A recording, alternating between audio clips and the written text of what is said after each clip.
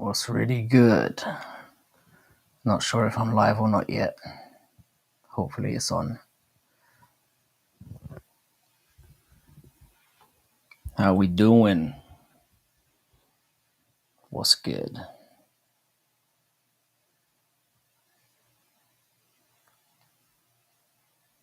Sorry, I'm just getting set up here. My settings are a bit off. How we all doing?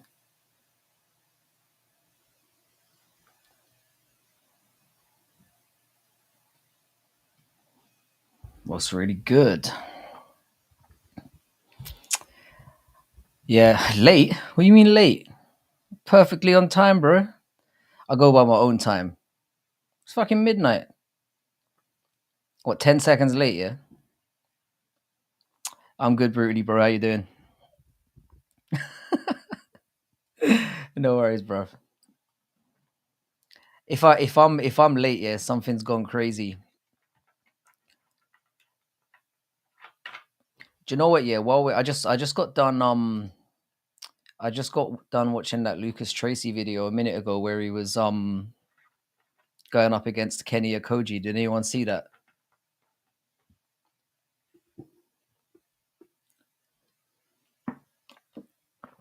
Yeah, I'm right on time.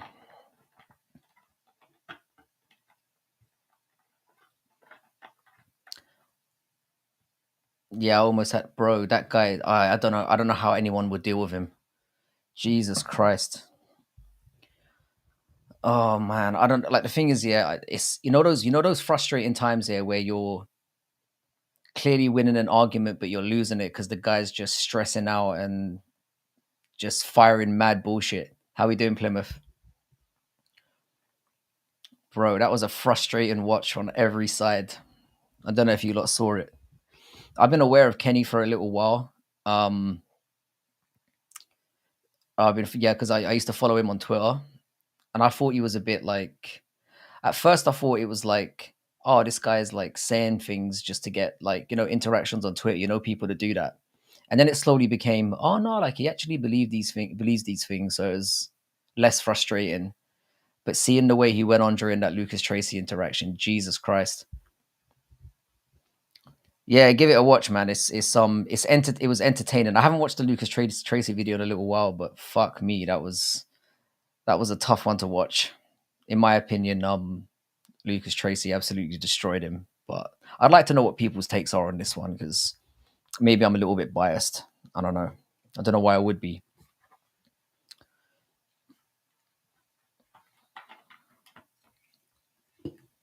Good to have you in here, though, boys. How we all doing? Yo, Northwest, my man. How you doing, bro? Sorry, Northwest. I haven't had a chance to jump into your lives lately. I've been really busy with my kid, but I'm gonna look back on some of them. Hopefully, you're doing really well out there, man. How are we doing, boys?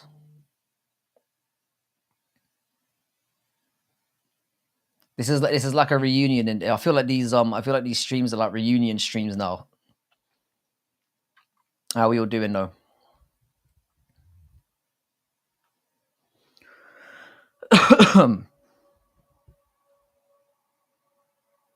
Yeah, it was yeah, it was a tough one to watch. I'm not gonna lie. We can start with Calvin Gastelum, I guess. Is anyone surprised? Is anyone surprised that he's gonna miss weight again? I might even put a fresh one on that he might not make 185. I think that might be a very distinct possibility the way things are sounding. I bet if he does make weight, it's by the skin of his teeth at 186.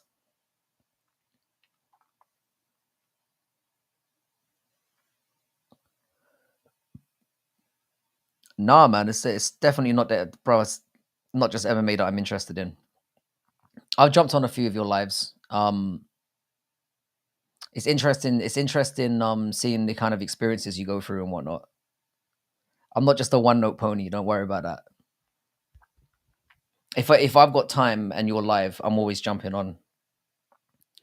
It's just very difficult during the day when I've got my kid running around and doing all kinds of shit. No, he didn't. No, he didn't. he is the one guy who shouldn't be talking about nutrition. Are you crazy? My question is, why did the UFC let him go back down to welterweight? I've got no idea. I've heard Dana White talking about this in the past, saying that he's obviously struggled to make the weight. The thing is, yeah, it's a weird one, yeah, because I'm sure if you meet the guy face to face, he looks like he could make bantamweight. So he could probably convince you, like, nah, man, I've got fit, I've got shit on track. Like I remember, yeah, before he fought at welterweight the last time, there were a whole load of videos out there with him looking very slim faced, and I was thinking, oh man, he's finally got it sorted out. And then he turns up on the scale and he looks exactly the fucking same, like a fucking marshmallow. The guy cannot stay away from food. He's basically the fucking he's the Andy Ruiz of MMA. He just can't put things down. I was gonna say he can't keep things out of his mouth, but I don't want to go that far. The thing is with D Rod, yeah, the reason why I feel sorry for him is because D Rod was obviously going through a weight cut. Like I think D Rod came out saying he was at 178. So now he's gonna have to kind of reverse engineer himself and get himself prepared for 185. So Calvin might have every advantage here. I don't know, man. It's a I'm not ready to jump on. I mean, I'm sure the odds are going to close a little bit on Calvin after all this bullshit because I think Calvin's quite the heavy favorite, or a reasonably big favorite. Um, I don't know, man. Calvin. The thing is, yeah, Calvin's looked horrible in his last few as well. So I don't know if I should be picking him in any circumstances. I think the fight just got closer because D-Rod's not really that good either. So Calvin has that on his side. I remember back in the day, it's at 185 now, and I don't even know if Calvin's gonna make that because they're already talking a week out like he can't make 180. So making 185 might be difficult. I remember back in the day, Dana got so angry with him missing weight and practically forced him to middleweight. Yeah, I remember that happening too. I'm amazed that they let him cut back down. They were probably looking at his Instagram. Nobody wants to win that fight. I hope D-Rod. The thing is that I don't even mind Kelvin as a personality, but I hope D-Rod fucks him up now. I really do. You can't come in like that, man. You cannot come in like that. Like the one thing you've got to do above your training, above your skill building, you've got to make weight. And this guy's just consistently fucked it up.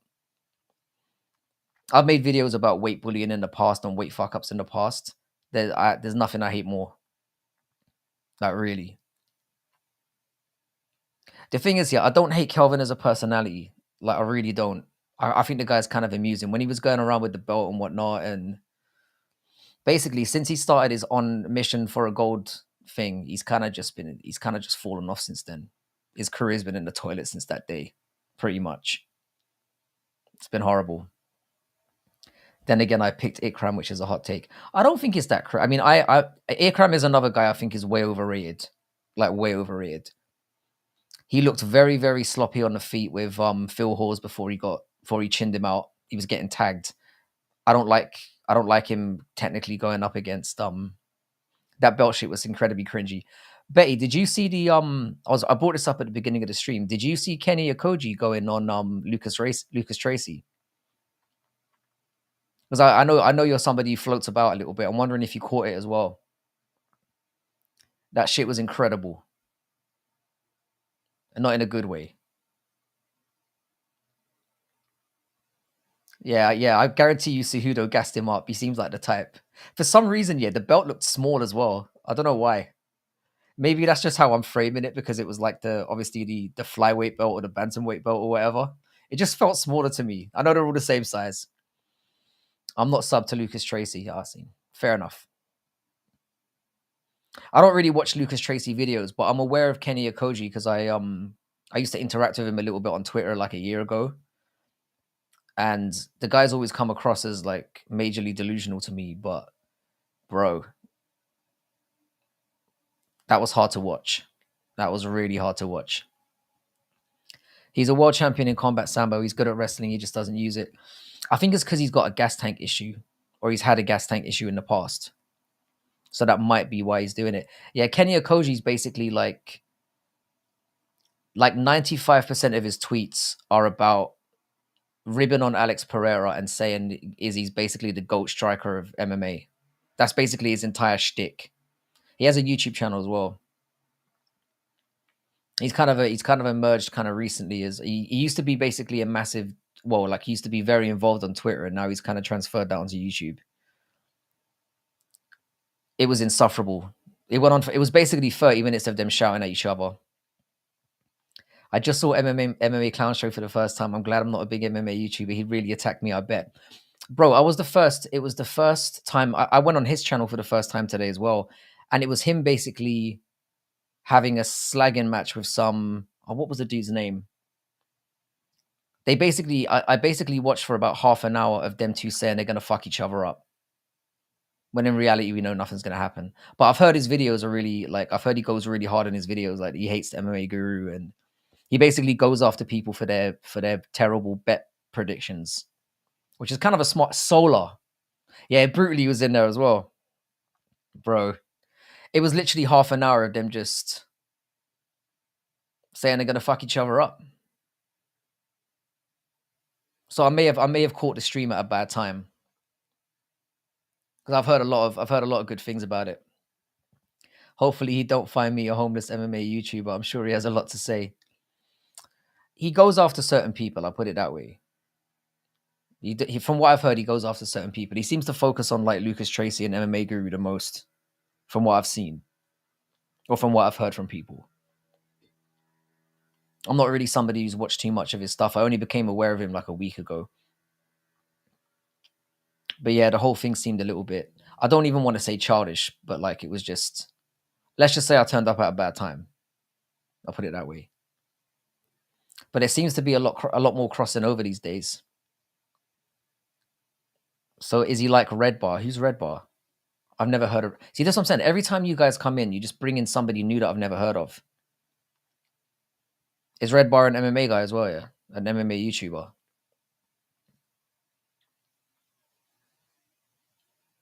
I'm not saying it's necessarily a new thing to do, but it's like, I guess it's kind of a smart way of going about YouTube, putting it that way. Like going after the guys who make big predictions. It makes sense. I don't bet. I just pick on Tapology for fun. It's not legal in my state. Fair play. I don't know what Red Bar is either. I'm assuming it's another MMA YouTuber. Oh, Red Bar's whole thing is shitting on comedy podcasts. It's kind of a bit like that. Again, it's just from what I've heard. I think it's just from what I've heard. It's weird anyway. Like I said, I was only in there for half an hour, and it seemed kind of funny. I know you think Whitaker beats Ikram, but what would it take for Ikram to win? I think Ikram's got to test that chin, and very early, because Whitaker's kind of known. If Whitaker gets hurt early in a fight, he's done. If you allow Whitaker to settle and figure you out, you're fucked. So basically, for Ikram to win, in my opinion, he's got to have an incredible first round, and he's got to hurt him. Probably sounds like an easy thing to say, but think about whenever we've seen Whitaker lose. When he lost to Drickus, he got hurt in that first round. When he lost to Izzy, he got hurt in the first round. He just doesn't deal. Whitaker doesn't deal with being on the back foot very well. But if he's allowed to settle in, that's when he becomes a real problem. It was like if you look at the difference between when Whitaker fought Izzy the first time and the second time, he got dropped in the first fight, but didn't. It was more of like a flash knockdown and didn't really get hurt. And then he was able to kind of get into it. And then by then, you could see as the longer the fight was going, he was kind of taking over. Picking Ikram by round 1 KO is not a bad pick. I don't think at all. It could very much happen. Like Ikram does have some power, but he's just a bit goofy and he gets touched. I'm wondering what you're saying as well now, Weston. Who are you talking about? I don't mind you saying it. Whitaker surprised me. He didn't wilt against Costa after getting rocked. Yeah, because that's the thing. Costa's pretty bad at, like, once he gets to a certain stage of the fight, he doesn't pile on the pressure as much. Costa's pretty much untested in 5-rounders.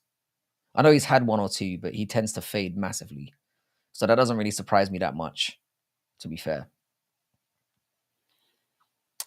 It wouldn't be a bad idea for Ikram to resort to wrestling. I wouldn't mind seeing that from him. It might not be a bad idea. But I honestly think if he's going to beat Whitaker, he's got to like catch that chin early. Because once Whitaker's been hurt, he He wilts. He wilts terribly. Yeah, DDP took him down and controlled him. That's the thing. Like people talk about Whitaker's like anti-wrestling all the time, and it has been decent in a lot of fights. But when he's facing somebody who's very explosive in their wrestling, it's different. I mind. I'll DM it to you though right now if you don't say it on stream. Nice fan. I'm just curious, man. I'm just curious. I'm not.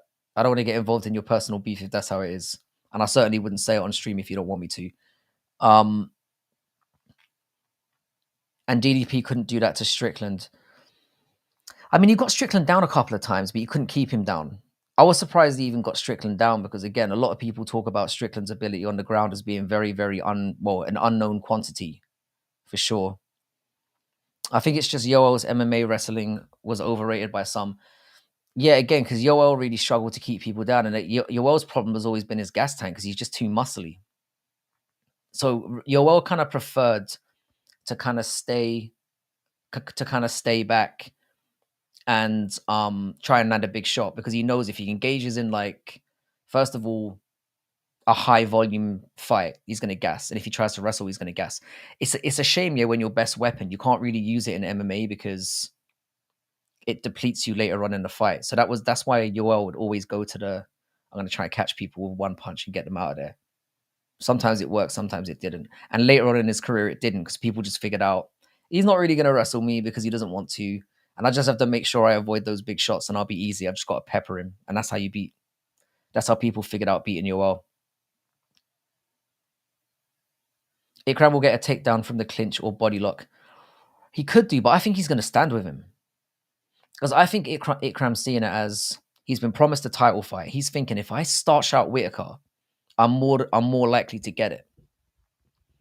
He seems like that kind of guy. And again, he's not good on the feet. He's got a bit of power, but he's not very technical. So I've got Whitaker winning this one. Plus, older fighters don't like train wrestling due to niggles and injuries. 100%. We've seen, how many times have we seen in a fight where people are in an exchange where they're wrestling and you pick up an injury just from that. You twist in the wrong way and then the fight's over. It's a tough one. I see him catching Whitaker with a big right hand when Whitaker explodes in. It's not that for me. That's his best chance. That's his best chance. A goofy overhand right lands on the chin, and then Whitaker gets dusted. I can see it. I can see that. I can see it going that way.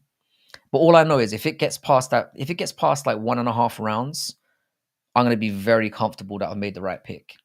The question is, does it get there? I've only watched Ikram's 2 UFC fights and he's lost to Hamzat. Does his utilized clinch work a lot because that could be very effective against someone like Rob. Again, though, Rob can kind of play that game, and the thing is about Rob is he's very, very hard to submit. I mean, he's only been submitted a handful of times in his career. He is tough to do that too. So I don't know. I think the biggest issue for me with Ikram, the reason why I'm not picking him as well, is because, again, he was going through a weight cut because he was supposed to be on last week's card. So he was literally right in the middle of a weight cut or right at the end of it. Then he gets pulled from the card, and then that's the weight cut again. So I don't love that. That's how I see it going. That's kind of how I see that going, but we'll see. We'll see. It's definitely an interesting fight. It's intriguing. I think even the most staunch Whitaker fans would say this is a dangerous fight. And I definitely see it as a dangerous fight. For sure. For sure. The question is, should Ikram get a title shot if he wins? A lot of people seem to be talking about that because he has come out and said that Dana has promised him a title fight if he wins, which we've all heard before. How many losses does Dagestan have in the UFC? 2, maybe Ankalaev in Islam. You've got Said Nurmagomedov's lost quite a few. What's his name? There was another guy. There's been a few.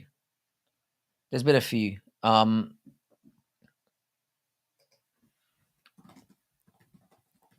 on. I know Said Nurmagomedov has lost 1 or 2.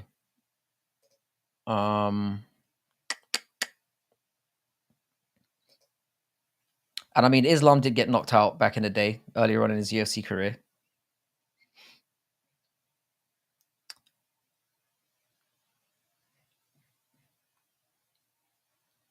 Askarov, do you count him as a Dagestani? I guess you do. He lost quite a few times. Saeed's lost quite a few times. Umar's obviously undefeated.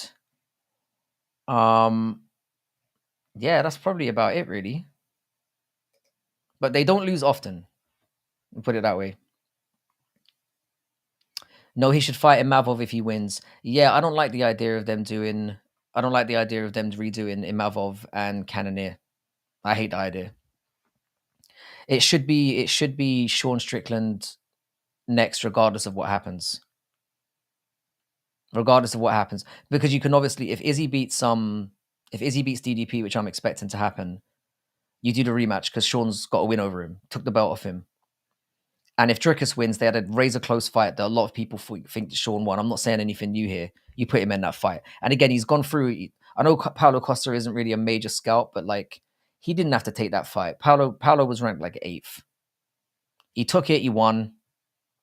You can't deny him now. He's got to be next. Surely Ikram doesn't walk into a title fight with a win over Whitaker. The thing is, the only way I can see it happening, if he smashes out Whitaker in the first round, like destroys him, that might be enough. I don't necessarily agree with it, but he might vault himself into it. Or even worse said, he might make Sean Strickland fight him as well. They don't want Sean Strickland near the belt. They don't. It's very clear. Like they wouldn't have put him in against Paulo Costa if they didn't have those feelings towards him. I hope Tyra Tolo comes over to the UFC. The man is the Dagestani hunter. The problem, Tyra Tolo is really good. We talked about him before. Like he's but obviously we've never seen him strike. It could end up being like a what do you call it? Gracie situation, where as soon as he gets tagged, he's screwed, and he just goes down on the floor, and then people will just let him get up.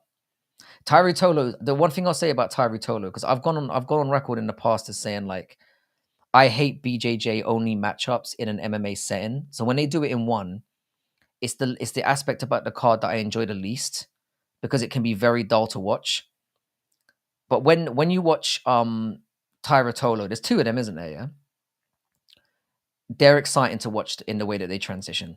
Like Mikey Mazemi or whatever the fuck his name is, I hate watching him fight because it's just like they pretzel up together, and then he finds a leg, and then there's nothing too impress. Whereas Ty, he does a lot with the transitioning, which I really like. So if he can strike, yeah, Ty, Cade, is it pronounced Cade? If they've got some decent striking about them, they would definitely be a problem. But right now, they're probably making a lot of money in one.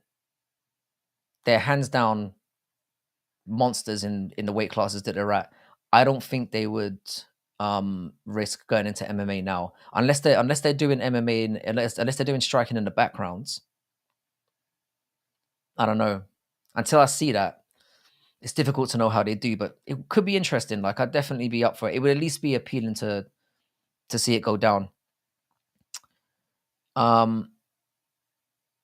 Yeah, he did make a decent debut, 100%. I thought Khabib lost to Tibau. I agree with that 100%. Like he stuffed pretty much every one of Khabib's takedowns and outstruck him in every round. And the narrative from Dagestani ball gobblers is that Khabib's never lost a round. At the very worst, you can say he at least lost a round to Tibau. Really, he lost a fight. So it is what it is. We know how narratives go in certain fan bases. But yeah, there's a lot of fighters in one that I'd love to see over in the UFC. I'd love to see how Haggerty would do as well. I'd love to see how Rodtang would do as well. Because Rodtang, I mean, I know Rodtang he had a very bad second round against Mighty Mouse where he got finished, but we've seen how strikers can do very, very well in the UFC. I think pure strikers do better in the UFC than people who are like pure wrestlers or pure BJJ specialists. I just think pure strikers have a better chance.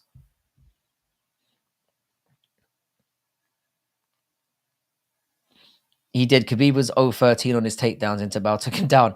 The thing is about that whole situation as well. Like I could get into the whole Khabib thing all day long. Like I think the way that people go on about Khabib is really fucked up.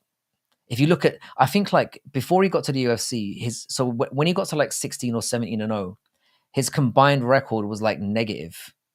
So the fighters he had faced had a combined record of like, I think it was like 80 wins and 300 losses or something like that. So the 16-0 doesn't really mean fuck all. So and it makes the 28-0 or 29-0 mean nothing as well. He's probably beat 3 elite fighters. And then people talk about him like he should be in the GOAT conversation. It's fucking ridiculous. Mark Madsen is a great example. So Mark Madsen is like that guy who looks like Dr. Robotnik. He's like that Greco-Roman wrestler.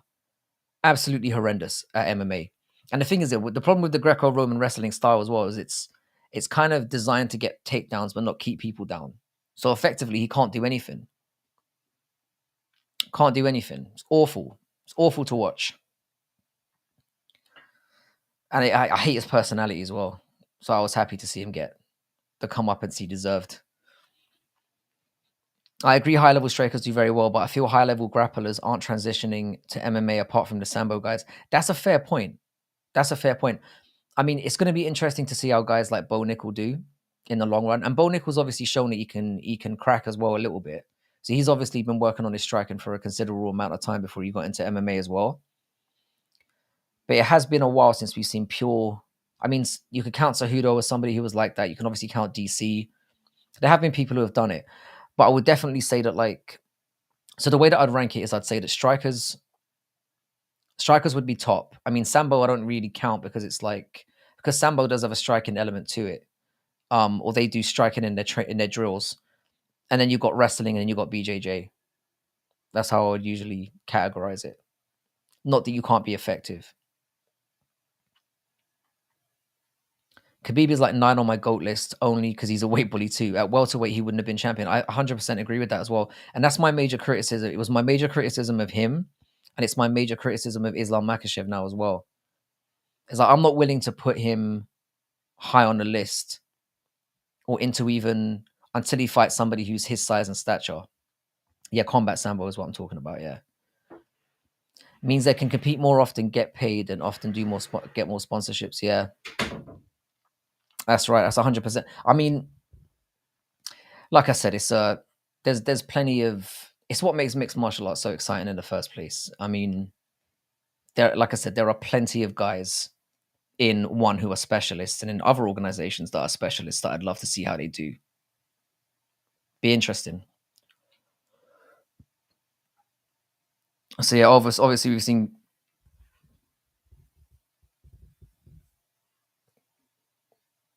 What's up, James Lynch? Didn't know you had a second channel. Islam has fought only featherweights, former featherweights for the title. That's the issue. That's why I made that video about Alex Pereira being, or the fact that Alex Pereira should at least be considered for being pound for pound number one right now.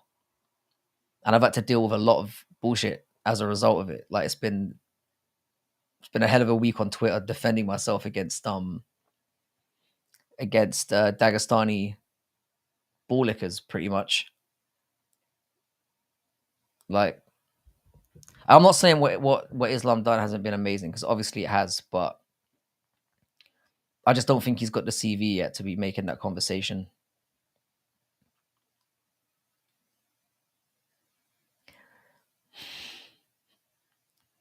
Oh, JJ.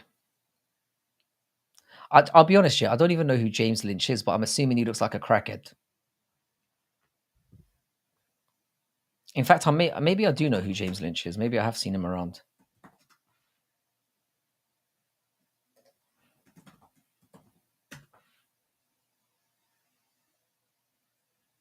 Nah, I don't think so. How you doing, though, JJ? I appreciate it. I don't care about weight bullies if they never had problems missing weight, in my opinion. And the thing is, that's a fair point, because Islam Makhachev, for all the criticism you can make of him, not fighting guys who are bigger, at least, or the fact that he's probably fighting in a weight class that he's very big and dominant in, he makes the weight every time. It's the same argument I make about Alex Pereira when people say, "Oh, well, he's a light heavyweight." Like, he made middleweight like 9 fights in a row, so he's a nerd. I don't like him. Is James Lynch a guy who does? Is he an MMA? Have an MMA channel as well? I think I've seen him around. Yeah, I got nothing against him as well. If it's the same dude I'm thinking of, he's got like a bit of a beard, white guy. does MMA on YouTube. I think he does breakdowns. Makes his weight with an IV. That's a good counter argument, to be fair. Especially the faux pas that what's his face Ali Abdulaziz came out. There was definitely some shit going on with the IVs there. I just think the thing is, yeah, like Dagestanis just have a way of maintaining their size and power while operating at a lower weight. So you could just make an argument that genetically they just have the advantage.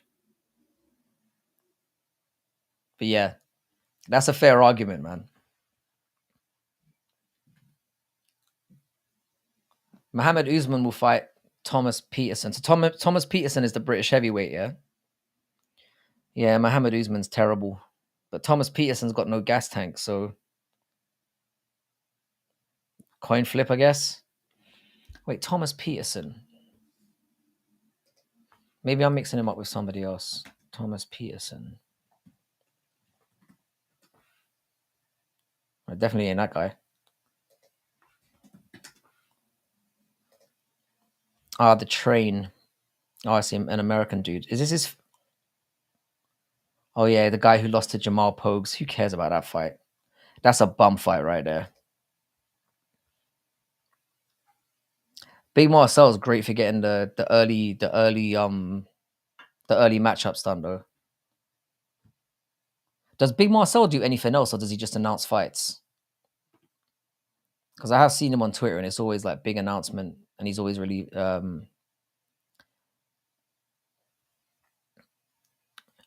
Mo is so bad, but heavyweight is shallow as fuck, so he'll keep getting chances. I think he'll beat Thomas Peterson because Thomas Peterson looked horrible against Jamal Pogues. Who'd you like in the MVP versus Gary fight? I hate to say it, but I think Ian Gary's going to beat him. I think Ian Gary's going to beat him by decision. I'm hoping the MVP chins his ass out because we all know how I feel about Ian Gary. I just have a feeling he's going to weasel his way to a decision, and I think the UFC probably wants that as well because he's younger. MVP's coming up towards the end of his career, and I think secretly, as much as they like MVP, they don't want a 36-year-old former Bellator guy climbing up the division and potentially getting to the belt. That would be very embarrassing for them. So I don't know. I've gone with Ian Gary decision the whole time, but I'm saying that as like I think it will be close. I think MVP will have his moments, but I feel like if MVP is going to win that again, he's probably going to have to knock him out. And Gary is showing he can be a little bit chinny. He got cracked by Song Kanan. So I don't know. I hope and all hope that it happens, but I just have a feeling that Gary's going to outpoint him. That's what I reckon. Once you understand who Big Marcel's circle is on Twitter, you find stuff out weeks in advance. Yeah, he seems to get things very early. Very, very early. Fair play to him. I don't know who he is in the game, but he must know someone. He must know many people who are in the right space. Northwest, how did you find this channel? I think I found Northwest channel.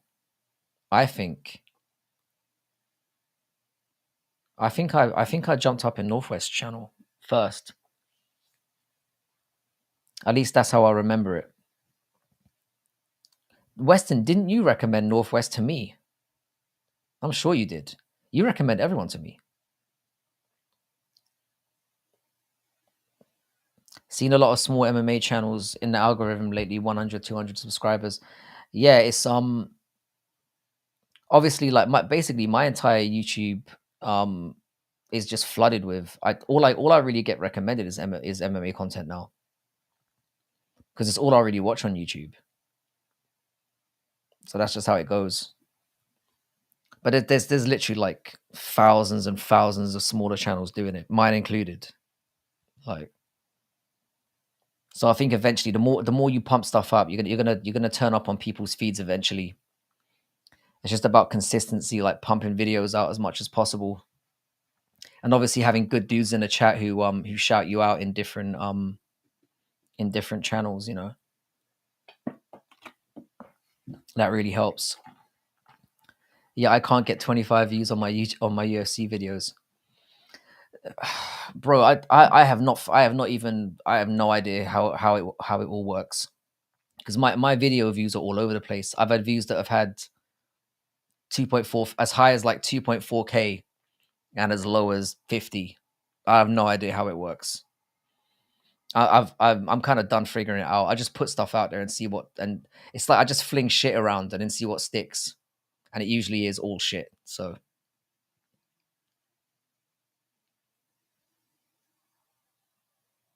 it is a weird ass game. None of it makes sense. Again, shout out to my partner making a walk MMA. If you haven't subscribed there, please do so. And if you haven't subscribed here, do so already. You know I hate asking, but it is part of what the game is. So we've talked about Gastelum. How are we all feeling about this weekend? And who do you think are locks? Because we are gonna do like a parlay builder tomorrow. I wouldn't mind getting an early idea of what people think. I've already laid down one parlay already, but I could definitely use some advice on where we think the betting's gonna go. I upload daily shorts and live streams. The algorithm should be licking my balls. 100%. The shorts are something that I really need to jump on as well. And I've talked about this before. I'm just a lazy cunt, mate. Can't be fucked. Because it involves going through hours of footage and picking out things you think are funny or relevant, and it's just like it's very hard to judge your own shit. So I don't know, it's tricky. It's something that I definitely have to do as well, though. Because we know that some people sit there like mongoloids just going through shorts all day long. So I want some of those mongoloids to come over here. That'd be great.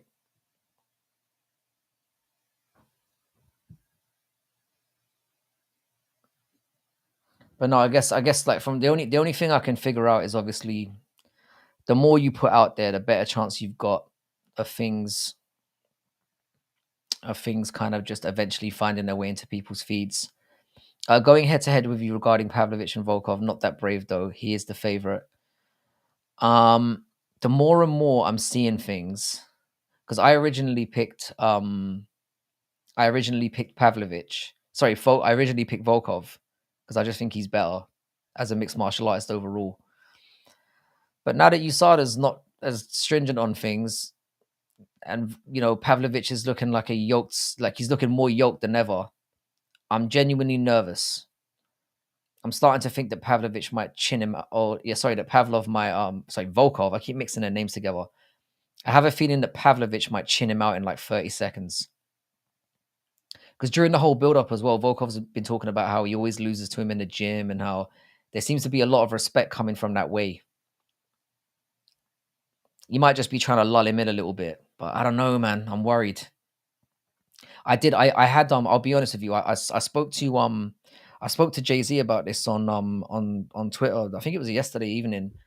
I had Volkov in a parlay, and I pulled it and I made a new one because I've just been getting a bad feeling. I might put him on like an underdog parlay because I usually do one underdog parlay a week, where I'll put like $10 on a bunch of underdogs and just see what happens. Frankie doesn't like to be fucked by anyone except Mr. Frankie. I was waiting for you to go at me. It took longer than usual. Like it usually takes you like 4 or 5 minutes into a stream to say something personal. Pav by round 1 KO unless Sergey gives him too much respect. But that's why I was leaning towards Volkov in the first place, because I just think he's going to stay as far away from him as possible and just let him swing and miss, and then maybe be smart enough and go for a double leg, get on top and fuck him up a little bit. I don't know. I feel like I'm trying to convince myself though. So I don't know. My initial feelings were don't bet on that fight, and I'm just gonna go back to that feeling because I'm not gonna feel safe at any second, whoever I bet on. Yeah, I mean the thing is though, yeah, they are friends, so it's like it's gonna be interesting to see if they throw it all on the line in there. I don't think that cyborg, I don't think that cyborg Pavlovich really understands what friendships are about. That's what's kind of making me a bit weird about the fight as well, because I feel like Volkov's being a bit more human about the thing. whereas Pavlovich is kind of a bit cold about it. So there's a lot of signs pointing in the direction of Pavlovich. Like, excuse me for originally picking who is obviously the way more skilled MMA fighter, but I just got a bad feeling. Pav said in an interview, "We aren't friends. Fuck me." And Volkov's been saying the entire time, "Yeah, we're buddies, man. We train together. We're like." And then he's sending out all of these. And what's made it worse as well, he's sending out all these goofy like short videos of him like. So I'm like, "Oh, you're a bit soft in it." I don't think I don't think Pavlovich rolls like that. I don't think he's got a sense of humor. I don't know. I don't know. I'm worried for him.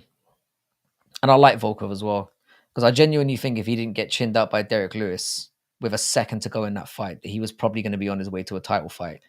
Derek Lewis basically ended up skipping him in the queue. He literally won like 99.9% of that fight and then got chinned out at the very last second. It was very like Korean Zombie and Yair Rodriguez-esque, that fight, if you haven't seen it. He couldn't have done better in that fight. I have faith that Volkov can keep range, possibly get that head kick, man. Thing is, I was on your side the entire time, and I'm still. The thing is, that I'm still in Volkov's corner because I just think he's better. But that sometimes doesn't matter in MMA. Sometimes you just have to be the chattiest, biggest hitter, and that gets you through any fight. So I don't know. The thing is, like, I find it sometimes distinguishing between who I want to win and who I think will win, and that's part of the problem that I have in my picks. Which is why I don't do pick channels anymore or pick videos anymore. Volkov been fighting fatties though, and that's the thing. He's never fought somebody who is, well, at least taller than him. And Volkov's got what, a 4-inch reach, which I don't think. 4-inch reach advantage, which I don't think matters as much in when you get to the heavier weight classes, as I've said before. But maybe that'll have a factor. I don't know. How do you lean in picks? Who do you think will win or who you want to win? To be honest, what I mostly do is, this is going to sound like a fucked up way of going about things. First of all, I kind of gamble for fun anyway, just to make it enjoyable to watch the card. So I usually bet against people that I like, as warped as that sounds. Because it's kind of like, oh, well, if they get sparked out, I get paid. And if they win, well, I'm happy the guy won. So it's kind of like, that's usually how I approach my gambling. But when I'm talking betting on the channel, I usually just try to give my honest opinion of who I think's better and who I think's going to win. I try not to let my like of dislike of or like or dislike of a fighter cloud my judgment. It doesn't always work. Pav has that slow, edgy forward pressure. The two fights that obviously stood out for me was, I know it was a while ago, but the Uberim fight was a big problem. That's why I have question marks over Pavlovich. And obviously the way he got starched out by Tom, because he came in there swinging like a mongoloid and got smashed. And while Volkov doesn't have that power, he's just way more skilled. And we've seen when Pavlovich gets taken down as well, he has no idea how to get back up. It's like he's never drilled it. And I imagine he doesn't, because he's so used to smashing guys out. He just thinks, why am I going to waste time trying to get off my back? The person's going to be asleep before they even think about getting me on my back. So if Volkov can get him down, he's going to win the fight. If Volkov can get out of the first round, he's going to win the fight. It's a big if, though. That dude's different. Jesse on Fire has said the exact same thing. So Sergey has 4 inches in reach, but Volkov has 4 inches in height. That's a weird little, like... I guess we get that a lot. We do get that a lot in MMA. Some people have some freakishly long arms. What did Jesse on Fire say the same thing as exactly as I just said? I might have to take it all back then. I liked Jesse on Fire for about 20 minutes. That's the full extent of how long I thought, this guy's actually, forget it. And then he said something really dumb and I was like, forget it. Volkov drops people with that straight right a fair few times. Weird power that drops but doesn't rock. That's the thing with Volkov. He's more, like I said, it's more of a volume situation, and he is more skilled. Volkov's the kind of guy that wears you down with because he's not. It's not that he's weak. He does have power. It's just that he's not a knockout power guy. He's more somebody that wears you down, and he's got more skills in the tool belt. Like he can take people down. He's got decent takedown defense, and we know that Pavlovich is not going to go for a takedown. There's no way. He's going to be going headhunting from minute one to minute end until he gets it. It wouldn't surprise me if he came in swinging stupidly and got double legged. And once he's down, he's fucked. Oh, talking about betting against fighters he wants to win. Yeah, I find that's just the most, because the thing is, yeah, MMA is so weird, yeah, in that like you can know fighters inside out, two fighters that are fighting each other, and you can try to make all the logic and sense of it you want in the world. The thing is that you can't take into account for things like somebody that's just not feeling the right way when they go into a fight. There's so many factors that go into it, and you can't take the fact that the judges are sometimes just going to fuck with your life. So it's like from it's very, very hard to consistently make money gambling on MMA because it is ultimately unpredictable. All these guys are skilled, or sometimes you'll get guys that have been shit the whole way, and then something clicks and they just get something. We've seen it happen with loads of fighters. So that's the thing. Things were much easier back in James Krause days. You just have to watch the line suddenly go wild, and you're like, "Oh shit, James Krause! James Krause is about," and then just stick the money on that person. To be honest, yeah, it's not for me. Yeah, it's not really about, because we know the whole game's corrupt in some extent or another. The smartest way to make money from gambling is to look at the original lines, and then as soon as you see a massive shift in any line, follow it, because somebody knows something. You can genuinely make money on gambling if you study the gambling lines and not the people that are fighting or the people who are competing or the teams that are playing against each other. It's the lines that say everything. When you get a mass amount of people that suddenly bet on something and it shifts just out of the blue, someone knows something. And that's the way to do it. But like I said, man, I don't bet on I don't bet on cards because I think I'm going to make money from it. It's just so I can enjoy it more. That probably makes me sound like a degenerate, but fuck it. It's just how it is. But it's definitely an exciting fight. I'm really looking forward to that one. And it could go either way. And I think I'm going to stick with my original inclination and just stay the fuck away from it. Like, don't gamble on it whatsoever. That's where I'm going. Are there any other people on the card that you think? So a lot of you think that I'm getting the general consensus that people think that Pavlovich is a lock of this card. Is there anyone else that you feel like as close to 100% certain as you can that they're going to get the win? I'd be interested to know your thoughts about that. I always check on lines as soon as they drop and keep an eye on them going forward. It's a big indication because as soon as mass people bet on something, it just booms. Yeah, the thing is, I like Shara a lot. Like he got criticized a lot in his last performance. My issue now, the Shara thing is an interesting situation because he was like minus 300 when it opened, and the last time I checked, he's like minus 600 now. I might need to double check that. Maybe I'm talking out my a-hole again. Let me have a look. Maybe somebody can tell me I'm wrong. I'm pretty sure that the odds on him widened ridiculously in the last 24 hours. Oh, this betting app is fucking shit. Hang on, sorry guys. Man, there's so much MMA because for some reason, yeah, and I know nobody really cares, but PFL and Bellator are on the same night. I can't get my head around that. I cannot get my head around that. So this whole merger thing was basically an entire waste of time.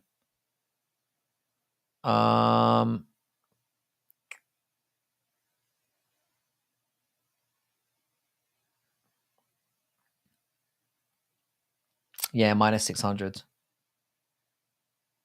Something must have happened. Oh wait, he's fighting Chocoli. That might be why it suddenly dipped. Chocoli is not very good as well. Because I didn't even hear of the second guy he was fighting. I didn't, and I watch MMA pretty much everywhere, and I had not heard of the guy he was fighting the second time. I didn't know that Chocoli was the one who was supposed to fight Aliskarov, right? Last week. That whole thing's fucked up. Oh man, that's crazy.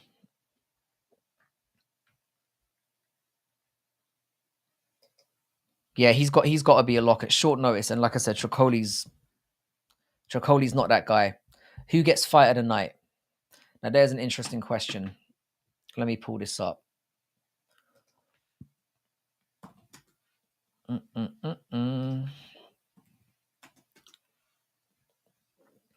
Fight of the night. I reckon fight of the night could be Johnny Walker and Volkan Ozdemir. If I had to pick, and possibly, actually, I'm gonna sidestep that. I'm gonna go with Fakhretdinov and Dalby. I think Fakhretdinov and Dalby is gonna be fight of the night. I think Gastelum and D-Rod will be a good fight, but it'll just be like two marshmallows just bouncing into each other. I'm still pissed off with Gastelum. I don't know how you can be that short and you're training every day and you're that fat. I don't get it. It's a disgrace to me. It's your only job. It's the number one job outside of training and skill building. Don't be a fat mess. That's all we ask. And I'm confident he's not gonna I'm confident that he's not gonna make weight even at 185. Isn't Chocoli a 205er? I think he is. So maybe the fight's not taking place at 185. I'm not sure because he was supposed to fight that guy. He was supposed to fight a couple of weeks ago, Chocoli. I think Chocoli got popped at one point as well. The Walker and Ozdemir one just feels like a coin toss. It feels like a coin toss. The only reason, I don't know, I feel like Walker's more dangerous, but Volkan's got a better chin. So it's a tough one. That to me is a coin toss for a reason. It's literally a pick'em, and as soon as I saw that fight announced, I'm like, that's definitely a pick'em, and that's another one that I'm not going to be betting on. But if I'm going off the top of my head, I'm probably going to go with Volkan. I always go with the better chin. Walker's either knocking him out or getting knocked out, exactly. But it will be exciting. I did a cameo asking Johnny Walker who the easiest fight in the division was, and he said Jan Blachowicz. That's how you know he's mentally unstable. Jan Blachowicz would fuck Johnny Walker's life up. He would kill Johnny Walker. Wow, that's a ridiculous thing to say. You brutally. I love your cameo ones, by the way. You've got to put that up there and start some beef. You've got to. You've paid for the privilege. You might as well stir ship up now. Oi, how you doing, Cheddarhead brother? Good to have you here, man. He said he wants him next. This is the thing. It's very easy to say that when the guy's coming off 2 shoulder surgeries, and Jan Blachowicz is not coming back until at least February, March of next year. He went, the surgery he had is major. I did, but he didn't take off in the algo. All right, fair enough. Yeah, fair enough. I'm gonna look for it then. Bruv, your cameo idea is fucking sick. It's a great idea. Chocoli was supposed to fight Ikram. Yeah, he was supposed to fight him last week. That's what I'm saying. He probably weight cutted as well. So that's why I'm worried about. I mean, Chocoli, I'm more worried about him because he's shit. I'm not worried in the sense that I care about him getting bonged out. I just mean worry about him being ready for this match. But with Ikram, I was saying the same thing. I reckon he's the two how about them Danish? Bro, I've been saying from day one that England are shit. And England never win their first 2 games in tournaments ever. They're terrible. They're not going to win anything. They'll probably get through the next round, and then they'll get somebody who's half decent in the quarterfinals and get slapped. Anyway, Jan versus Walker would be Cosmo versus Northcutt all over again, 100%. Literally, literally, he would break like 50 bones in his face if you have that many. I did say that they will choke. I said it. And you know how I know that? Because I'm 40 years old now and I've seen them go to 20 major tournaments and they've done the exact same thing every time. They're shit. Um, I'm actually Irish, but I was raised in England. So that's where the secret vitriol comes from. I'm like an enemy in amongst the shrouds here. Yeah, man, I'm 40 this year. I'm 40 in October. Sometimes I throw that out there just to get that reaction because people think I'm 12. But I guarantee you, yeah, if I said I'm 12, you'd be like, oh, right, 4 years younger than I was expecting. Or 4 years older than, yeah, 4 years younger than I was expecting. Bro, I'll take it. I'll take it. The thing is, yeah, I've been waiting for puberty to come along and it just hasn't happened yet. I've been patiently waiting. My balls are still level. I can't grow a beard. It's fucked up, bro. I got robbed. Maybe somebody drugged me or something. I don't know. There's some weird stuff. But no, I appreciate that. I'm glad that I don't look 40. I'm glad that I don't look. I'm glad that I don't look it. But no, I appreciate that. Also Irish and raised in England. That's what I'm saying. We'll wait for the right moment and then we'll strike brutally. Do you know what I'm saying? We'll get them when their pants are down. Why does everything I come out always come across as gay, man? It's just the thing is, Northwest, you're right, yeah. I do think that beards are overrated to some extent, yeah. But the problem is, yeah, I'm nearly 40. And like sooner or later, yeah, my hair's gonna go. And you don't want to be hairless and beardless. That's just not the one. Do you know what I mean? You can't rock both. Benny Dariush looks 15 years older than you, but is somehow 7 years younger. It's true stories, man. But mind you, yeah, I don't get punched in the face every day for a living. That might be. Chandler is having a meltdown. I'm worried about his family. I'll be real. That guy looks on the brink. We might get another Chris Benoit situation. That's all I'm gonna say. He looks like he's about to do something really sinister, and I feel like it's on the cards for this guy. Chandler's not getting that Max fight. Max has like 100 different people he can fight ahead of fucking Chandler. Chandler is not a draw at all.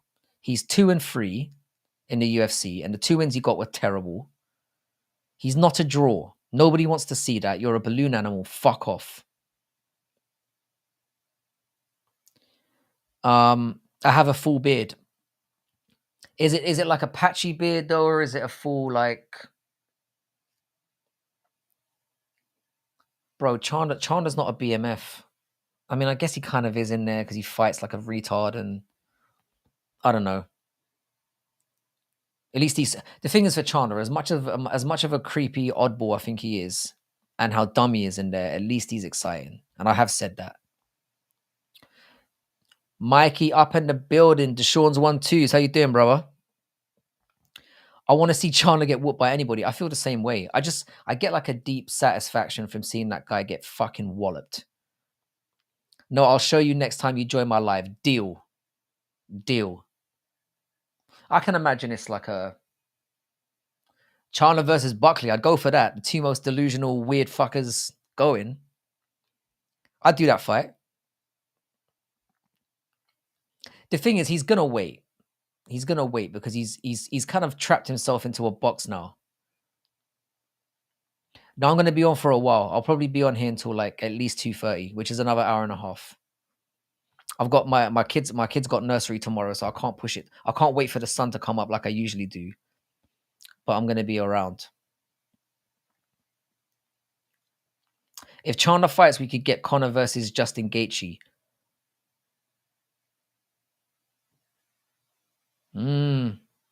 I don't think Conor wants that fight, but I would way prefer to see that than him. That should have been the fight to begin with. They already fucked up not doing Conor and Masvidal, but Conor and Gaethje would be a decent. No one wants to see him fight Chandler.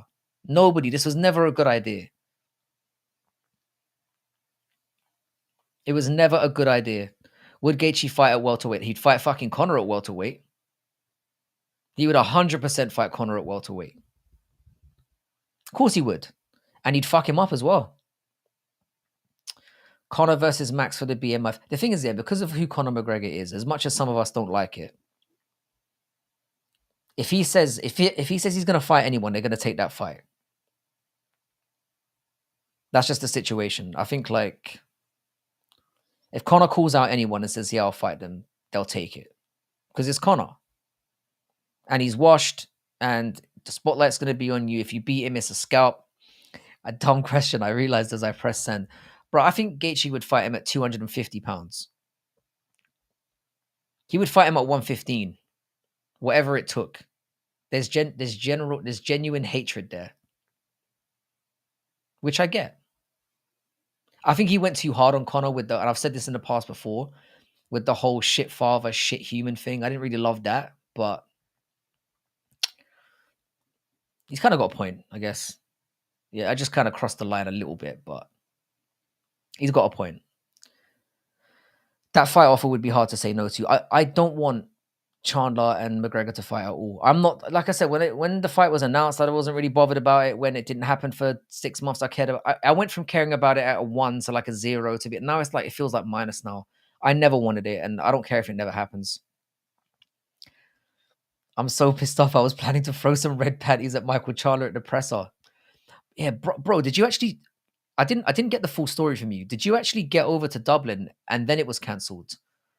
Or was it a thing where you were on the way to the airport? Like, what was the story there? Because I know you were going to go to the presser, and I know you've got big enough bollocks to throw a red panties at him. I 100% believe that. So yeah, did you get there, or did you? I mean, to be fair, if I'd booked flights or whatever, I probably would have gone anyway. Because Dublin's all right. I'm a bet $100 on Canada.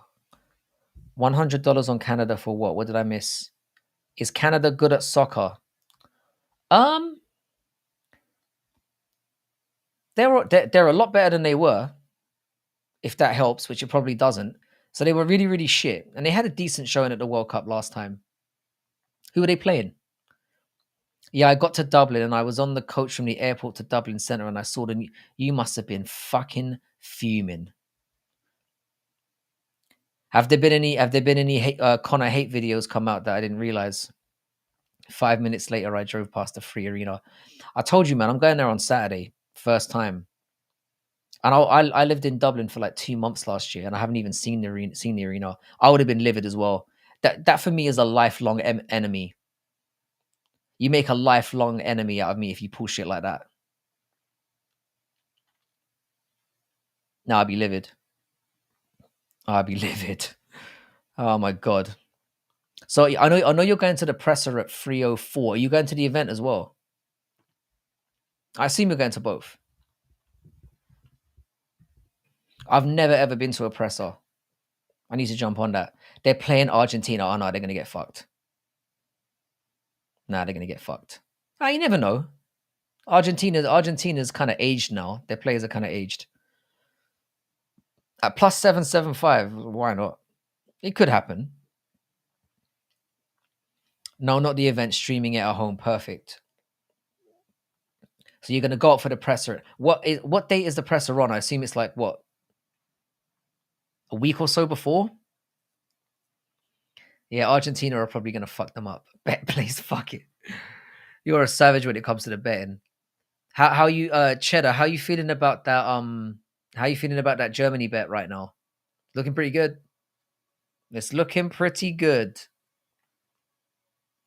Germany have probably looked the best, but the problem is, yeah, the best team in the groups very rarely wins it. So I'd be a little bit aware of that. But you must be pretty happy right now. Oh, I'd imagine the Thursday before fight night. Sick. That would be a decent presser as well. Because I think MVP is gonna fucking cook. Is gonna cook Gary. Be funny seeing him. I don't know if I could stand being live listening to him talk though. Yeah, and you got them at good. I imagine those odds have dropped now because you got them at like plus 400 or something, if I remember correctly. Lino still plays for Argentina. Yeah, yeah, he does, but he's been playing in America now. And no offense to you Yanks or the Yanks who are in the chat, but MLS ain't really the one. It's not a good league. So, but Messi's still Messi. And Canada have been getting gradually better. They've got some decent players in their team now. Don't ask me to name them, but they got a couple guys. Sorry, what am I talking about? Sorry, the MVP thing was a definite faux pas there. The thing is, the reason why 3 or 4 will be sick is because Manel Cap's going to be there. Manel Cap's going to talk some shit. You can always count on Manel Cap to get into it. And Makayev is easy to rise to the bait as well. So I can imagine he's going to go for him. Like Tom Aspinall will just be really respectful and they kind of like each other. Now Paddy and Bobby Green will be worth it as well. If everyone's there, which I'm hoping they do, it will be sick. Bilal gave it some. The thing is though, Bilal could do next to nothing, and I don't know if you agree with me on this one. Maybe not. But I think Leon's kind of funny in presses, like, or he has had funny moments. He's not a complete personality vacuum as some people like to go on like he is. MLS is shite. It's basically at rung 1 now. The MLS is basically go when your career is dead. When you've clapped yourself out in the European market, and you're just like, I want to go and live in this. I want to go and live in America for a bit. The crowd will destroy Bilal. The thing is, yeah, Leon Edwards is not. He's gonna have fans, obviously, but he doesn't have like psychotic fans in the UK. They're not like nut riding for Leon. They're like, oh, he's British, we'll support him. It's not like the kind of rabid stuff you get behind like Paddy and Connor and people like that. People like Leon. They're not like, you know, it's not like a crazy love like they've got for other guys. They might destroy him though. They might. You've been at more presses than me. You know, I've been to my total 0, so you know better than me. But yeah, and I mean, I'm one of those people. I've got a Bilal this video on my channel, and I had great enjoyment making it. It's a very shit video, but I did destroy him. Me and Chandler would have run the MLS if it was still worthwhile. Me and Cheddar would have run MLS if it was still worthwhile. It's probably good to bet on though. Yeah, I fucking hate Paddy Pimblett as well. Let me put it this way. I don't hate him as much as I used to, but I'd still like to see him get chinned. Yeah, they go crazy for Tommy.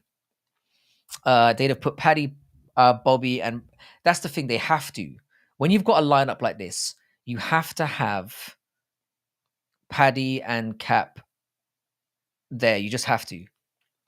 You have to, because Cap is very entertaining for me. He won me over years ago. I think Cap is hilarious. There are tons of Muslims in England, but are they going to the event? Are there a lot of Muslim MMA fans in England? I'm not sure. I guess time's going to tell. Leon will definitely be more popular. There's no doubt about that. And Manchester have no issues with people in Birmingham, really. So I'm more interested in the reception that they give Paddy. Because I've said this in the past, like people from Manchester hate people from Liverpool. Like there's genuine hatred there. So it could be interesting. UK isn't going to win the main and co-main at 3 or 4. Someone will spoil the party. Probably. Who do you think's more likely to spoil the party? Do you think Tom's more likely to lose or Leon's more likely to lose?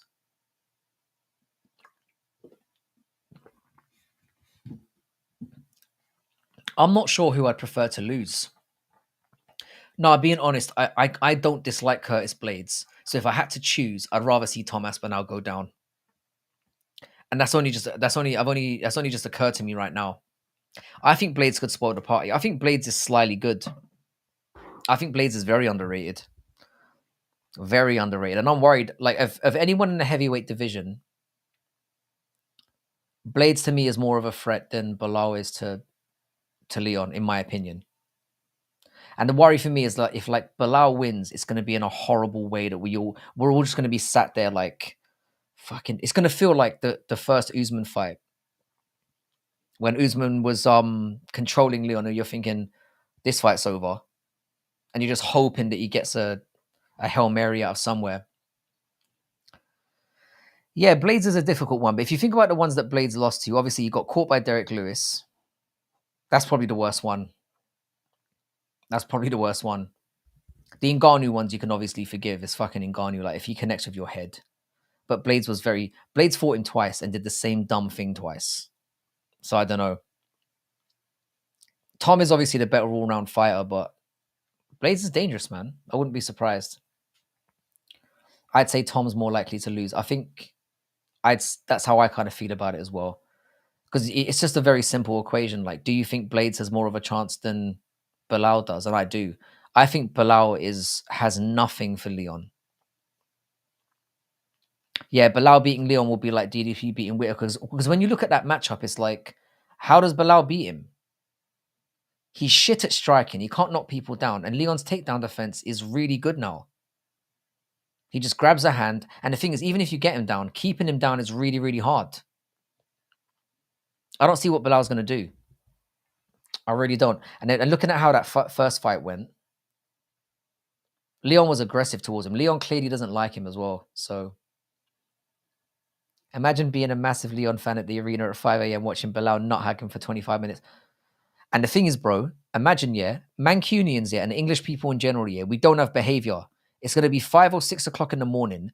People are going to be a combination of drunk off their tits, yeah, and exhausted. It might happen. They might storm the cage and beat the fuck out of him. It could happen. I wouldn't be surprised. You might see me on the news. I'm not that far away from the cage as well. I think I'm slippery enough to get past a security guard or two and make it in there. Bilal has to pressure and win with pace and cardio. The thing is, Leon's cardio ain't that bad as well. It's really not. And he is leagues above Bilal in the striking. Can somebody tell me a very, very good Bilal win? Like an amazing Bilal win. He's beaten Stephen Thompson was an amazing win in the sense of he did what he needed to do. He took him down and dominated him. That's about it for me. I don't really think he's had an elite win in the UFC. He deserves a title shot, but I think there's levels, man. I think Leon's gonna fuck him up. I think he's gonna fuck him up to a decision. It's gonna. I can see Bilal maybe getting him down in 1 or 2 rounds. No, because the Burns win. I mean, didn't Burns fuck his shoulder up within like what was it? First half of the first round. He can marab him, fail takedowns over and over. That's my concern. But can he do that for 5 rounds? Can Bilal do that for 5 rounds? I'm not sure. He probably could, the prick. I can imagine Leon just like with his leg, like I almost gay clipped myself again then. But I can see Leon a little bit sprawled, but up against the cage, and Bilal just up into his midsection, just ramming into him. And that going on for at least 3 of the 5 rounds. You've got me scared now, I'm not going to lie. Now that you've said that, I'm like, yeah, that could very feasibly happen. Yeah, shit. That is a worry. Now I just think Leon's going to piece him up.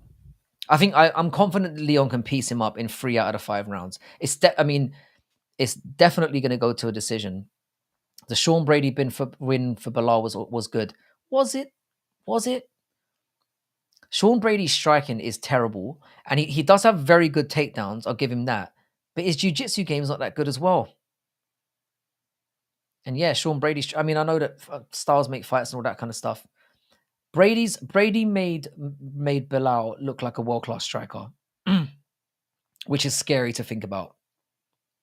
Brady's entire thing is explosive takedowns and landing a bit of ground and pound. That's his entire game. I'm not saying it was a bad win. That would be inaccurate because Brady's not a scrub. But there's ways to beat him, very clear avenues to beat him. If you're a bit quick and you've got some decent accurate striking and you've got decent takedown defense, he's nothing. He's not that guy. But Sean Brady's hit his ceiling already. And I think that's going to come to fruition in the next, like, I don't know. I think he's going to struggle to get more wins in the UFC at the level that he's at. I can see him tumbling down. Not a terrible win, but that's basically it. I mean, Leon's wins again. I mean, Leon. To be fair, Leon hasn't had that many great wins in his career as well. Obviously, beating Usman twice was great. He beat RDA. He beat Colby, but Colby was shitting his pants in there. I don't know, man. I just think Leon's better. I think Leon's better. If Leon's takedown defense was the same way it was like 3 years ago, I'd be genuinely worried. But I think he proved, especially in that, and I mean, he fucking took Colby down. I don't blame you, Weston. I don't blame you. The thing is, I'm not becoming apathetic to MMA in general. I'm becoming apathetic to the UFC. I'm definitely less enthusiastic. I used to go into a lot of cards thinking it would be a mixed bag where I'd go into a lot of cards thinking, oh yeah, this is going to be great. And other cards where I'd be like, oh, it could be more stacked, but I was still optimistic. Now I'm just like, what's going to go wrong? Why is this person fighting this person? Oh my God, that was a robbery. The amount of times I have these feelings like more and more lately is like, I'm not going to stop watching though. We do it for the moments, like I said. Like when Strickland beat Adesanya, I'm still clinging on to that. I'm still remembering the feeling I got from that night. I was buzzing for like a week off that.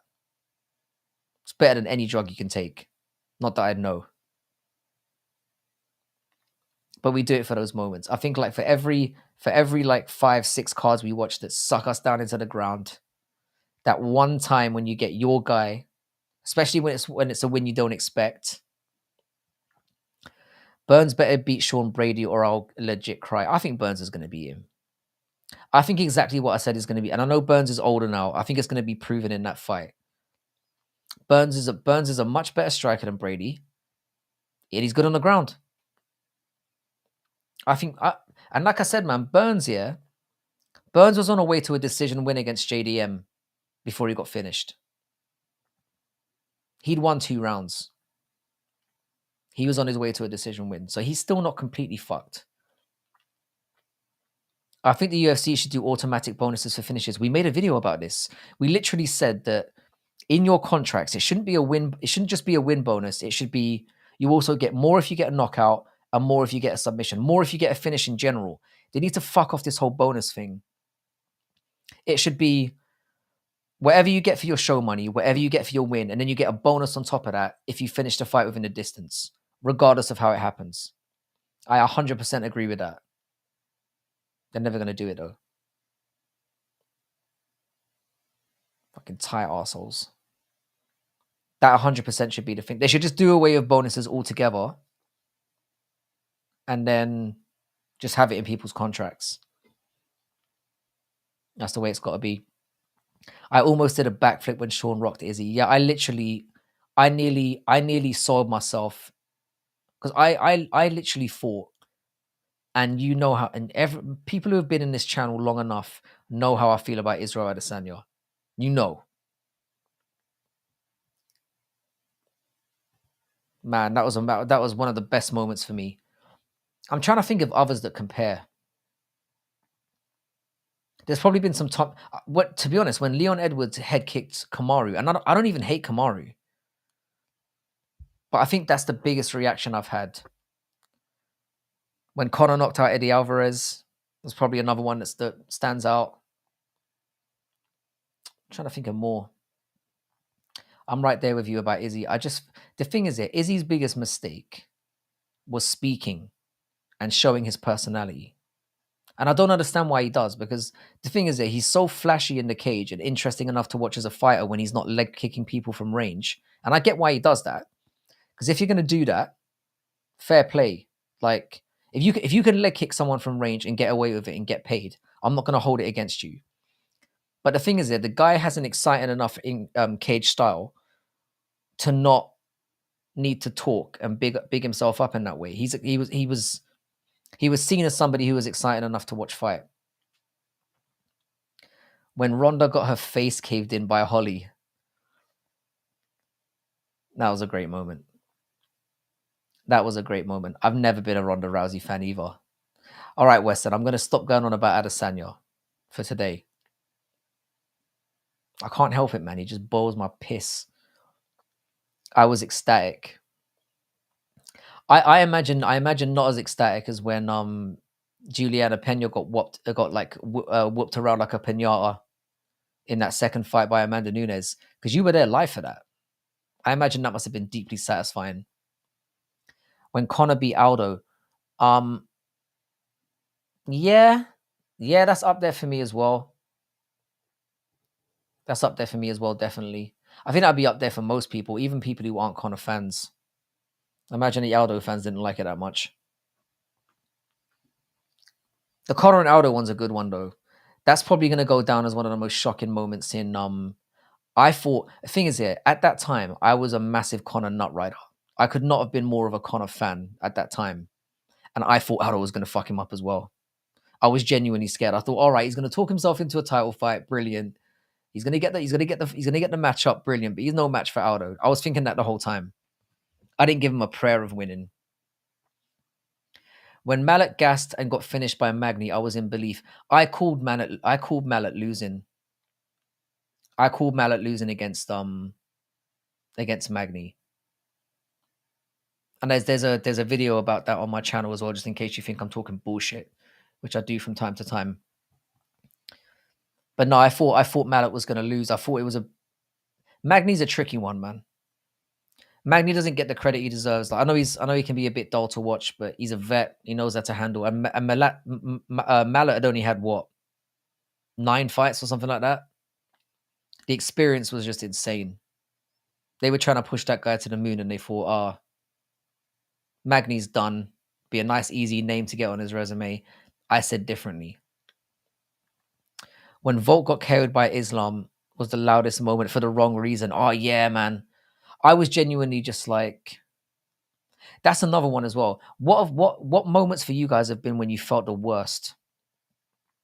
When you were just like, for fuck's sake, when you were fuming? Like Vulcan Islam would be one of them. And again, it's not because I hate Islam. I just really love Volk. That was sad for me. I think when Khabib choked out Conor, because again, I was still on Conor's balls at that stage. Oh, Izzy versus Alex, the second one, I was literally like, wait, so are you thinking, so it was Izzy Alex 287 when Izzy, was 287 when he won or lost? I can't remember. Every Dustin Poirier loss. I know that Anton will be behind you on that one. I literally turned it off after my freak out and I went and drove around for 3 hours straight. See, that's an MMA hardcore right there. I was at UFC 298 and my section had tons of Australians. Sad scenes. The thing is, though, with that second fight, it was like, obviously we can say it now more easily, but it was always stupid, wasn't it? As soon as I saw Volk on the scale and he was looking a little bit flabby, I was like, fuck. So yeah, it was the Izzy when he won by KO. I was fucking fuming about that as well. I was fuming about that. And then it was the whole like falling down to the, I hated every minute of that as well. That was a standout one for me. It's funny that you have two examples where the ecstasy and then the despair with the two same guys matched up. It's crazy.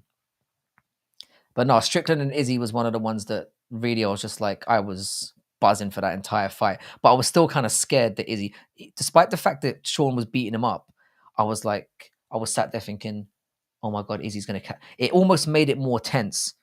Like if Izzy had just pieced him up for the entire fight, I'd have been like, all right. But the fact that Sean was beating him, it made it more and more tense to me. It was like, oh man, Izzy's going to catch him. Izzy's going to catch him. When Yuri beat Glover, the thing is, I was less happy for the wrong reason. Because it was one of those nights where, like, again, I had a massive parlay on. And because I like Jerry more than Glover, I bet on Glover. And I literally had like a 10-fight parlay or something that was going to pay me out like $3,000. And I just needed Glover to see out that 5th round because he was winning. And then when Yuri choked him out, I was like, yeah, fuck. So yeah, that was a bittersweet moment for me. That's how I remember it. Tapuria Volk, I was hype as fuck. My body was crushed. So is it more that you're a Tapuria fan, or that you just that what is it, or that you're not necessarily too high on Volk? Most of my moments are despair. I'm fans of the wrong people. I mean, yeah, you're in Dallas, or you're in Texas rather, and you're a Dallas sports team fan, and I know that doesn't tend to go very well most of the time. Sorry, bro. I feel you. I feel your pain. I always pick loser sports teams as well most of the time. Losers pick losers, I guess. I'm playing. Benny Dariush is my cousin, so the last two losses were rough since I was watching it with the family. I don't know you that well, Cheddarhead, but like I'm gonna assume that you're not blowing smoke up my ass right now. And yeah, that'll be rough. I've only ever watched a relative fight once, and it was an amateur fight, and it was my sister, and she kicked the girl's ass, and it was the most amazing feeling seeing a blood member beat the fuck out of somebody. So I can imagine on the other side it would be utter despair.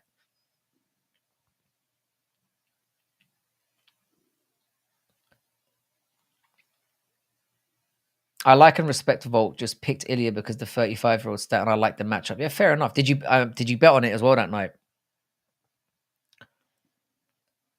Benny's dad is cousins with my dad, so that would make you his second cousin, I guess. Yeah, second cousin. Yeah. Oh, fair enough. I didn't know that, man. I don't really know. Obviously, I see you around in chat a lot, but I don't really know you that well. Is this the first time this has come up? I would be very honored if it is.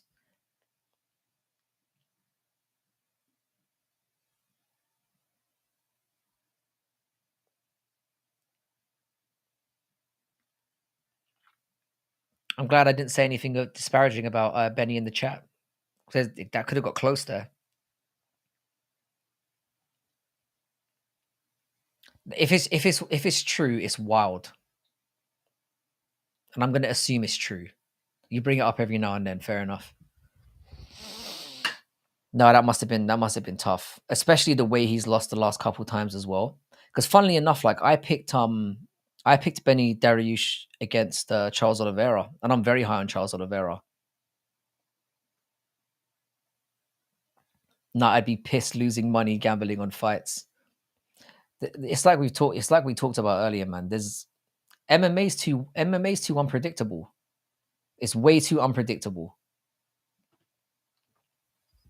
I don't care. His family hates us because we drink like monsters and don't go to church every damn Sunday. Benny's mom is a psycho.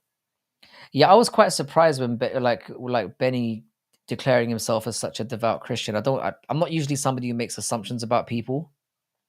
It's not that I don't look at people and assume they're Muslim or assume they're Christian, but when he confirmed he was Christian, it was like, oh, all right. It wasn't that I wasn't expecting it. It's just that it was a surprise, and they are different things. Yeah, didn't he KO didn't he KO Drakar? I swear it was a dirty KO as well, from what I can remember. Benny's mum is a psycho. I love that though. I was at Benny's fight against Arman. Yeah, yeah, that must have been rough. If you're a Benny fan, yeah, Benny's last two have been really, really bad, and he was really on the brink. He was basically in a situation. It was a comeback KO. Yeah, I remember now. If he was if Benny had waited, he would have fought for the title. Benny was next to fight Islam pretty much, and then he took the risk and fought. Basically, when Charles dropped out of the Islam fight, the second one, and they ended up pairing up him and Benny. If that hadn't happened, Benny would have got a shot at the belt, and it could have been interesting with him and Islam. I mean, history would tell you it might not have been, but at the time, it definitely felt like he was a credible threat. Sometimes it's like that Tony Ferguson thing. Taking that one more is just It's one step too far. Hopefully he'll make a comeback because he seems like a decent enough bloke. Hopefully. Yeah, that KO made the Rogan meme. Fucking it. So am I right in assuming that all Americans have caught up and they think Rogan's a fucking terrible commentator? I hate his commentary. Benny takedown defense is still elite, but he's just too slow. I mean, his striking was looking all right there for a little bit as well. It really did. That I had high hopes for Benil Dariush. Like I said, the fact that I was even questioning of, would he be a threat for Islam, kind of says where he was at. And now nobody's thinking anything near that. They're like, he's done. Tony should have waited for Khabib instead of taking the Gaethje fight. 1,000,000%. But Tony's dumb. We know that. Thing is, I usually say when fighters are really dumb and they make dumb decisions, I usually say they've got autism. But I don't even think that's the issue with Tony. I just think Tony's insane. I mean, he's definitely got bipolar or something. He might have even been diagnosed with bipolar. He definitely gives off that vibe. Benny versus Islam is the one that got away, not on the level of Khabib Tony though. Yeah, the Khabib Tony one was obviously just cursed. It felt like it was just destined to never happen because it got cancelled 4 times, 2 times on both sides. A prime Tony would have given Khabib all he could handle, 100%. A prime Tony had a chin of granite and was just so difficult to figure out. We'll never know, and it's sad that we won't. And the thing is that I don't even like Tony Ferguson's personality. And a lot of people are going to be like, "What?" I think he's a bellend, but it's still, even for me, it's like it's tough seeing him go down like that. I bet Guru when he chugged that jug of yogurt, I had Benny. Oh, was that you? I think I remember watching that actually. I think I remember that going down. The universe made sure that Tony versus Khabib will never happen for sure. Guru picked Gamrot against Benil Dariush. That was probably Benil Dariush's. If you think about the things and how they've aged, that was Benil's best win. Because the Gamrot win is aged incredibly. Gamrot should be fighting for the title. The fact that he's not is serious bullshit. He should be fighting. He beat Sarukian. I know people don't love it, but he beat him. It should be Gamrot fighting for the title, and it's a disgrace that he's not. What's your go-to fight when you're introducing someone to the UFC? Mine is Gaethje versus Chandler. Gaethje versus Chandler was a banger. Oddly enough, the first fight that always comes to mind, and this is going to sound like a fucked up one, is Weili Zhang and Joanna Jędrzejczyk, because my point would be, look, women are useless at fighting, but look at what these two can do. So imagine we're watching men that can do it alike. And that'd be like my go-to move.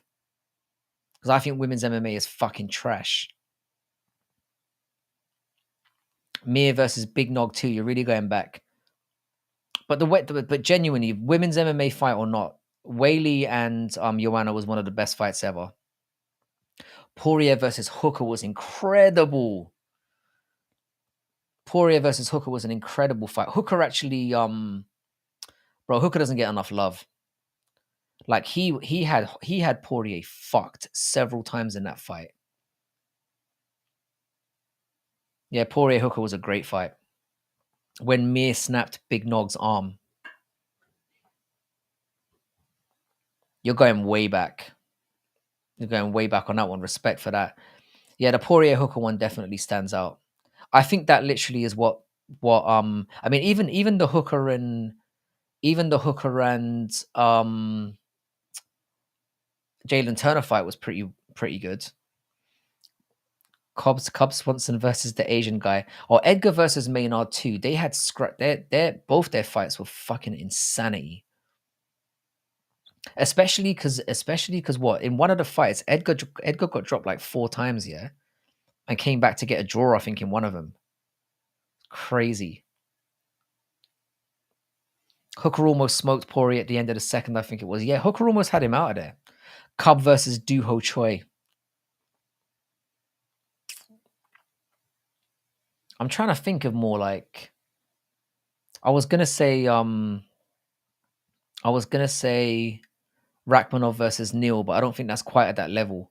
I know that Rachmanov versus Neil was one of my favorite fights of it was either last year or the year before that. I thought that was an underrated fight. I thought Khamzat versus Burns was a great fight. I mean, but I felt like Burns won that night. Not necessarily that he won the fight, but that he came out winning, if that makes sense. That's what it felt like. It felt like Burns' stock went through the roof and Hamzat's stock dropped a little bit in a win. And it's very, very rare that that happens. Because everyone thought Hamzat was going to starch him out in a round. Brilliant fight. This would be another thing that would make a great tier list, and we did talk about it before. It's just that there's so many fights to think about. Guru's watch companion during Hamzat Burns was hilarious. I think Lawler versus McDonald. Oh man, that was a fucking war. I think that was another one where both men changed. Condit was another one who I had Condit in my top. We did a welterweight rankings video a while back. I had Condit in my top 7. I think he might have been 6th even of best welterweights of all time. That guy put wars on and never got chinned out. Incredible fighter. Any Yuri or Gaethje fight. For me, yeah, if you want to see somebody who's got the best highlight reel ever, if you see Yuri's run in Ryzen, fuck me, man. He was killing people in that organization. Gaethje versus Michael Johnson was a great fight as well. How you doing, Mikey? Welcome back. We're talking about Mikey. What do you think is the best fight you've ever seen? When Burns kicked Hamza up off him, epic moment it was. And Hamza had a look on his face like he was shell shocked. It was incredible. Man, you guys, this is what I'm saying. This is why we love this sport. I'm glad that somebody brought this up. Because fuck me, it is when this sport is great, there's nothing like it. Yeah, the thing is, the people who watch UFC every week don't give a fuck about Conor. It's only the people who watch maybe 3 or 4 cards a year that are genuinely upset. Burns versus Chimaev is CJ's favorite fight. It's a good one. Like I said, the reason why I went for Whaley and Joanna as probably one of my favorites of all time is just because I didn't expect that. And they beat the fuck out of each other. I like fights where you can say you've got a case for. I like when you get to the end of 5 rounds, and regardless of who you're rooting for, you're like, fuck me, who won that? Especially if it's 5 rounds. Tony versus Gaethje in the complete silence. That was just brutality. You literally saw Tony's soul leaving his body during that fight. You saw the old. That was the moment the old Tony got broke and became the new Tony. Was that the first pay-per-view during COVID? I didn't realize that. It was actually, yeah, it was. Fucking hell. What a fight to come back to. God damn. Yeah, I've seen that Whaley and Joanna fight several times as well. It would be my go-to if I was interested. That was a great question for setting this off, by the way, which I think is better framing it that way. Like, which fight would you introduce to somebody who's a new MMA fan?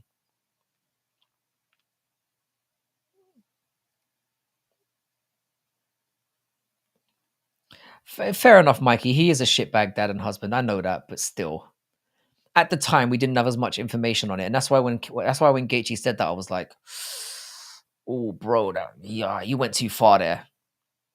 It was what was it? Shit person, shit husband, shit dad. I was like, oh. The thing is, it's because I'm a dad myself. If anybody called me a shit dad to my face, I'm not somebody who is easy to get mad. I've just given you guys ammunition for me now. If someone knew me in person, yeah, and knew how I was with my kids and then called me a shit dad to my face, you're getting hurt. And if you're bigger than me, I'm grabbing something to hurt you. For me, that's a step too far. I remember my girlfriend at the time wanted to tag along, and coincidentally, the Usman and Covington fight was a great fight as well. The first one they had, especially the first one they had, was a fucking war, and Colby was 2-1 up, and I think potentially even heading towards 3-1 up before he got cracked. That first fight was fucking insane.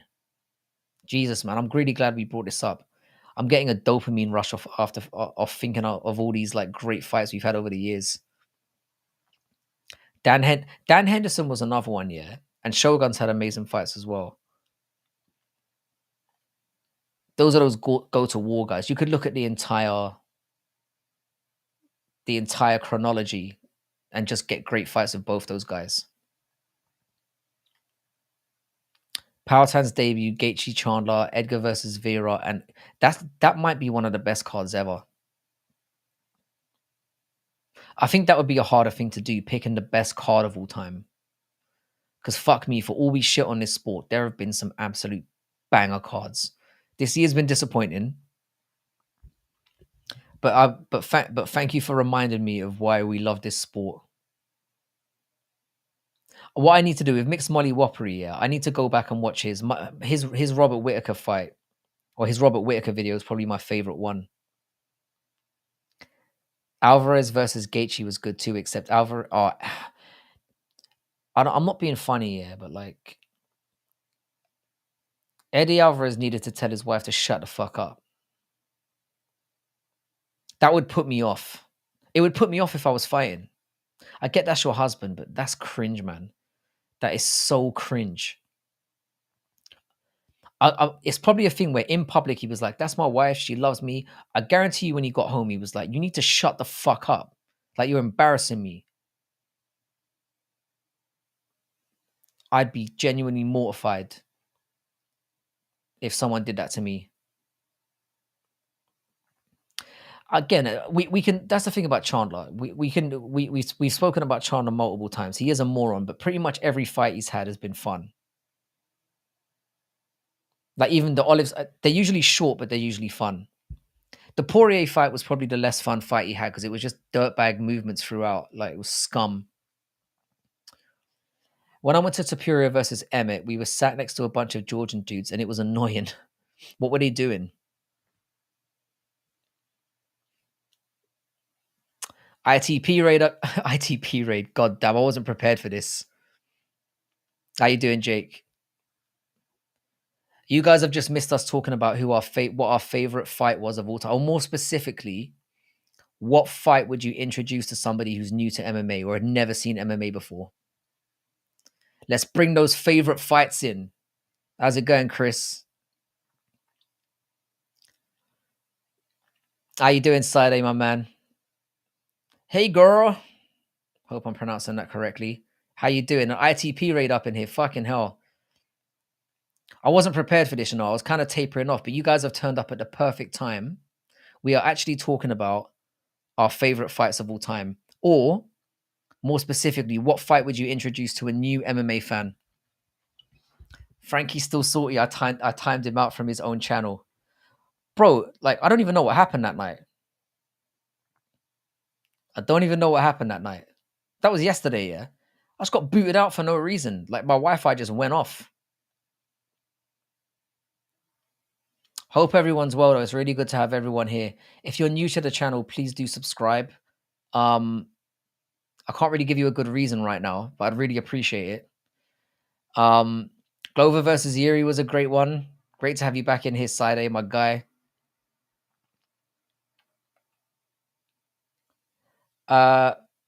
Is that Connor's Pow? I'd say introduce them to Yan versus O'Malley. That was a fun fight. Nobody's mentioned that yet. That was a really good one as well. And I know a lot of people shit on it for saying that Yan obviously cleaned his clock and whatnot and should have won the fight, but I thought it was close. I thought it was razor close. Side's coming with the thunder now. Glover versus Yeri, Max versus Yair, Robbie versus Rory. Zhang versus Joanna was my instant pick. The first thing I thought of, and it's because I said, it's not because I think it's the best fight ever, But if I was introducing it new to somebody who's never watched MMA, I'd be like, look what the bitches can do in this sport. Imagine what the men can do, and it'd just be over. For someone who's never seen the sport, I'd show them Nick Diaz versus Daly. Another great fight. Another great fight. Nick Diaz had some wars as well. He had some bangers. I still love Nick Diaz. Machua is a Fruit Loop. I find Machua very entertaining. I never know what's going to come up. Rose versus Carla 2. Yeah, we can save that conversation for another day. Because I've got plenty to say about the worst fights. Aldo versus Mendes 2 was a war, especially because in the first one, Aldo obviously parked him out. So, I don't know. It made it that much better because I don't think anyone expected it to be that level of a war. I don't know if Macho was here now. I haven't seen him today. He's usually here bang on time as well, so hopefully nothing's happened to the dudes. I think he messaged me in one of my videos earlier. Sanchez and Guida. God, I miss Sanchez. I miss Sanchez before he got confused and started getting fingered. I miss the pre-fingering Sanchez. Those were fun times. People from Liverpool probably stole something from the Manchester folk. He blocked you, Betty. I don't know if he would. He doesn't seem like that kind of guy. He seems like he's up for the banter. We'll tell him you're looking for him. He'll be very chuffed about that. He's a very sentimental fellow, is Machua. Yeah, his comments only visible for me on the video chat. No, he's not in here now.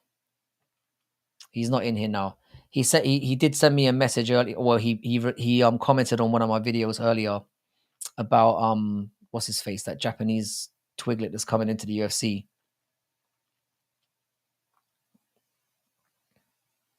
Nah, he wouldn't block you. You know he loves you. You know he loves you, baby.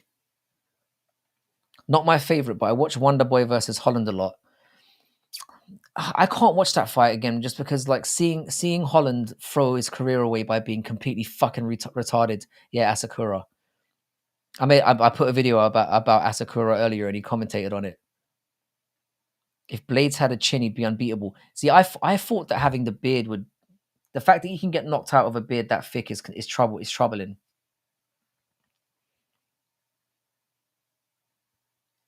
But no, good call, Jake. James Lynch blocked me from the chat after saying some banter about his shit hockey team. See, some people just can't take the heat, man.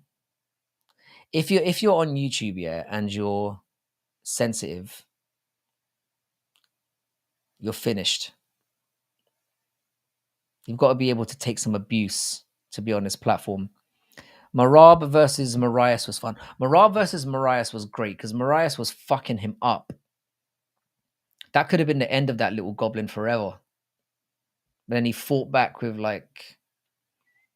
and we ended up getting the Marab we've got now. It was crazy. Gaethje versus Holloway would be a good fight to show a new fan. I lost it at the end. Pettis Henderson cage kick. I still think that was staged. That was way too perfect. That probably wasn't.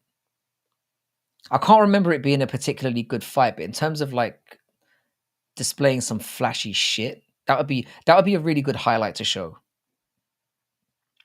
Yeah, being chinny with a big puffy beard is very concerning. That shit is literal padding. And he's got a really thick one as well. So it's like you'd assume he could take a shot. Figgy versus Moreno 1. No one's mentioned that yet as well. Flyweight's always a good one to go to. Flyweight's always a great one to go to. Because even like the mid-level flyweights usually put on decent bangers. Wagwan to the Mandem. How you doing, Paradox? Good to have you in, brother. Tony versus Pettis is up there. I don't remember that one that well for some reason. The Yeri edit is complete. So that's another thing. Guys, if you're looking for new MMA content, Paradox the Great is obviously starting up. Really nice YouTube channel over there. Subscribe to Making the Walk. If there's anyone else in here that's dropping by and wants a shout out as well, obviously I need to give a massive shout out for the raid as well, for the ITP guys and the raid. I need to get back over there and give ITP some love again because I really appreciate him being a good sport and getting people over here. He beat Luque when Luque had won a 10 or 11 fight stretch. Yeah, Paradox the Great. I'm looking forward to seeing that edit though, that Yuri edit. That should be cold. I'm looking forward to it. And obviously shouting out to Making the Walk MMA as well. Do get over there and subscribe. One of my first, we talked about Edgar versus Maynard as well. Both their fights were fucking incredible. If you're talking about comebacks, Jesus Christ. I'm gonna throw a sub for ITP. We gang over there, bro. Appreciated D Half, man. Oh, Armsby's up in the chat as well. God damn, everyone's up in here today. Jesus Christ. And it's a Thursday evening. What the fuck are you lot doing with your lives? Not that I don't appreciate it. Has everyone just finished work or something? And it's like tomorrow it's a thank God it's Friday situation and everyone's pumped up. God damn. 28 viewers, but I've got another 14 on I've got another 14 on Twitter as well. Bro, it's crazy. I'm currently eating a hot pocket in my bed. Good man. Or lady, I don't know. I'm assuming man. There's no females on the internet, we know that. Real ones anyway. I'll be real, yeah. We don't have hot pockets in the UK, so I've never had the privilege. I've heard they're banging though. Thirsty Thursday. Yeah, we talked about Robbie versus Rory too as well. Fuck me. And thanks to all the guys who are setting up the raids as well. And the guys who come over, like to all of you. You're all absolute legends. I'm overwhelmed by the support. I truly am.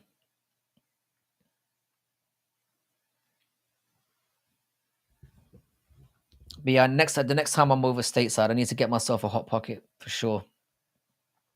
The women will all be on TikTok, so that's where we should be. We've had occasional women on here, and then the thing is, yeah, the last time that happened, not to be judgmental, but it turned into a Dr. Phil session. We ended up talking about relationships and genders for like 45 minutes, which I was greatly underqualified for. Hey Girl was I assumed Hey Girl was a chick. There's a few that come in here. There's Angie that comes in here from time to time. She's been a regular. How many Newcastle games have you been to? About 10. And it's very hard to get tickets at St. James's Park now, so I'd say I've been to about 10.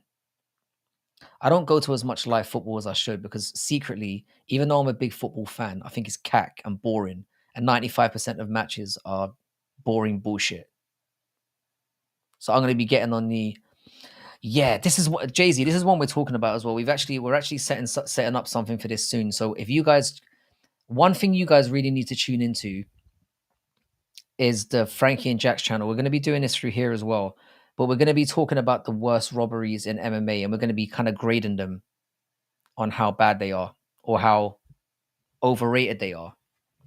Because you know that what happens now is people be shouting robbery when it's not a robbery a lot. That term gets thrown around a little bit too much these days. Don't worry, I won't be doing that. Damn rich motherfucker. I'm not rich. I'm not rich, despite the rumors. I need to keep like wading away from that narrative before someone finds me and runs up to my house. Lawler Askren was a bad stoppage. The thing is, yeah, I've got a different opinion about the Lawler and Askren thing. For me, the way that Lawler's arm dropped, I can see why that fight got stopped. I'm not saying it wasn't a bad stoppage, but I can understand it. He looked like he'd kind of like passed out from his perspective, from Herb Dean's perspective. So I get it. Still a terrible stoppage. He was obviously fine. But if you let your arm drop like that and you're not being vocal, you're making a bed for yourself. Do you know what I'm saying? Yeah, we talked about Gaethje and Michael Johnson. Hang on, I'm gonna pop down here because I'm way behind on chats now. Sorry, guys. You gotta understand, I'm not a pro like ITP where I can keep up with it really well. I struggle when there's two people talking in here. Let me catch up here. Don't you think Usyk versus Pantoja was a robbery? Sorry, I don't think Usyk versus Pantoja was a robbery at all, but I guess I'm the only one. I didn't think it was a robbery. I don't even think it was a bad decision. I thought Pantoja won 3 rounds to 2. But if Usyk had won, I wouldn't have been complaining either. I'm a fan of late stoppages, especially if it's somebody that you really hate. Yeah, Steve Mazzagatti has to be one of the worst referees of all time, if not the worst. I'm surprised he hasn't got people killed. Early stoppages are way, like for me, early stoppages are way more infuriating than late stoppages. But at the same time, it's like, I don't really like to admit this because I don't want to sound like I'm a human being that cares about people. But I don't want to see somebody get killed in there.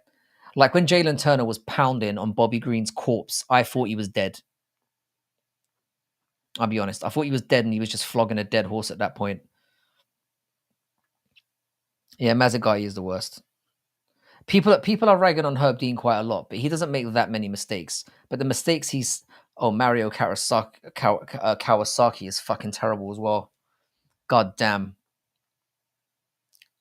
He is terrible. Yuri versus Alex one was an early stoppage in my opinion. It was. I would say it was a bad stoppage as opposed to like a oh my god. Because even Yuri admitted that he was kind of fucked. So I kind of get it. I kind of get it. Yamasaki's another one as well. There have been some legendary terrible refs in the game. Like legendary. Yeah, no, I thought Bryce Mitchell was dead from the Emmett KO as well. There's been a few times watching MMA where I thought, yep, we've just witnessed our first murder. If that's what you would count it as. But I think if someone did die in there, it wouldn't obviously be categorized that way. Kerry Hatley as well. Kerry Hatley is more like funny to me because obviously the guy's just drunk. Is he the one who was drunk when Dominic Cruz said where he could smell liquor and cigarettes on him? Yeah, sub to Side A and sub to Making the Walk as well. If anyone in his obviously content creators and want to shout out, please state your case now. Not even state your case, just say it. Hatley was the Bobby Green ref. Fucking hell. Yeah, that was bad. That was bad. Yeah, Side A is the guy. The way we got into it with games the other day, man, you got my attention 100%. That's no nonsense. I felt bad for Bryce Mitchell. Yeah, that was scary also when Nami Yunus got spiked on her head. I was less concerned about that one. I'll be honest. I kind of enjoyed it. I don't like Rose. This is what I'm saying. It all depends on how you feel about the fighter. And it kind of goes to show you, yeah, that I'm kind of a scummy person. And that we all kind of are scummy people in one way or another. Because when Rose got landed on her head, I think I was shouting, good! So it depends on who it is. The Bryce Mitchell one, I was like, yeah, that was bad. Bryce Mitchell versus Nate Landwehr. We need Bryce Mitchell versus Nate Landwehr. That'd be good. That could be a good fight. They're kind of around about the same place as well. I can see that going down. Rose is a grooming victim. See, when you put it like that, I suddenly feel bad now. She did get nonced on, and we should never blame the victim. So maybe you're right. I just can't help it. No, I like Rose and I wouldn't wish that on anyone. The thing is, yeah, the truth of it is that, nah, fuck it. I'm not even going to pretend to be. I enjoyed it. I'm sorry. I'm just that guy. Obviously, when I saw her moving, I was relieved. But I did shout out yes when it happened. I'm not even going to stunt. and it was potentially like that was potentially a broken neck right there. So I might need to look at myself. I'm the best. I love it. Yeah, I feel bad for Rose, but damn, that haircut she used to be. That's the thing, man. Why did she ever cut her hair? I'm a very superficial person. Like, don't take that hotness away from us. Sometimes that's all we've got. Shaving your head for me is just it's not the one. Yeah, let's go. Damn it. Like I said, popping off like crazy in here. You guys are legends. And I go live pretty much every day. I'm going to be live again tomorrow where we're going to do a parlay builder. So I'm hoping I can get people around for that. I let the chat basically pick my parlays. We do like a little vote. We vote on every fight. And then I make a parlay out of it and throw my not so hard money on it. Not so hard earned money on it. She looks like the boy in the striped pajamas. Do you know what? Yeah, you've nailed it right there. She absolutely does. She I was gonna say she reminds me of those chicks in V for Vendetta when they get their head shaved and they're in that concentration camp when they're all skinny and fucked up. But do you know what? To be fair, yeah, this channel has gone to new levels in the last couple of weeks, and it's been because of you, people like you, Weston, and Aaron and Betty that have pitched for the channel. I really appreciate it. V for Vendetta is crazy. I've got a V for Vendetta tattoo on my arm, but it's not because of the movie. It's because of the graphic novel. Not that I hated the movie. The movie's a secret. It's like a guilty pleasure of mine as well. Yeah, the book is fucking depressing as well, man. The Boy in the Striped Pajamas is fucked up. Any of those like Holocaust stories are grim. Are you a fan of Kendrick? Kendrick who? You're gonna have to be very specific about that one.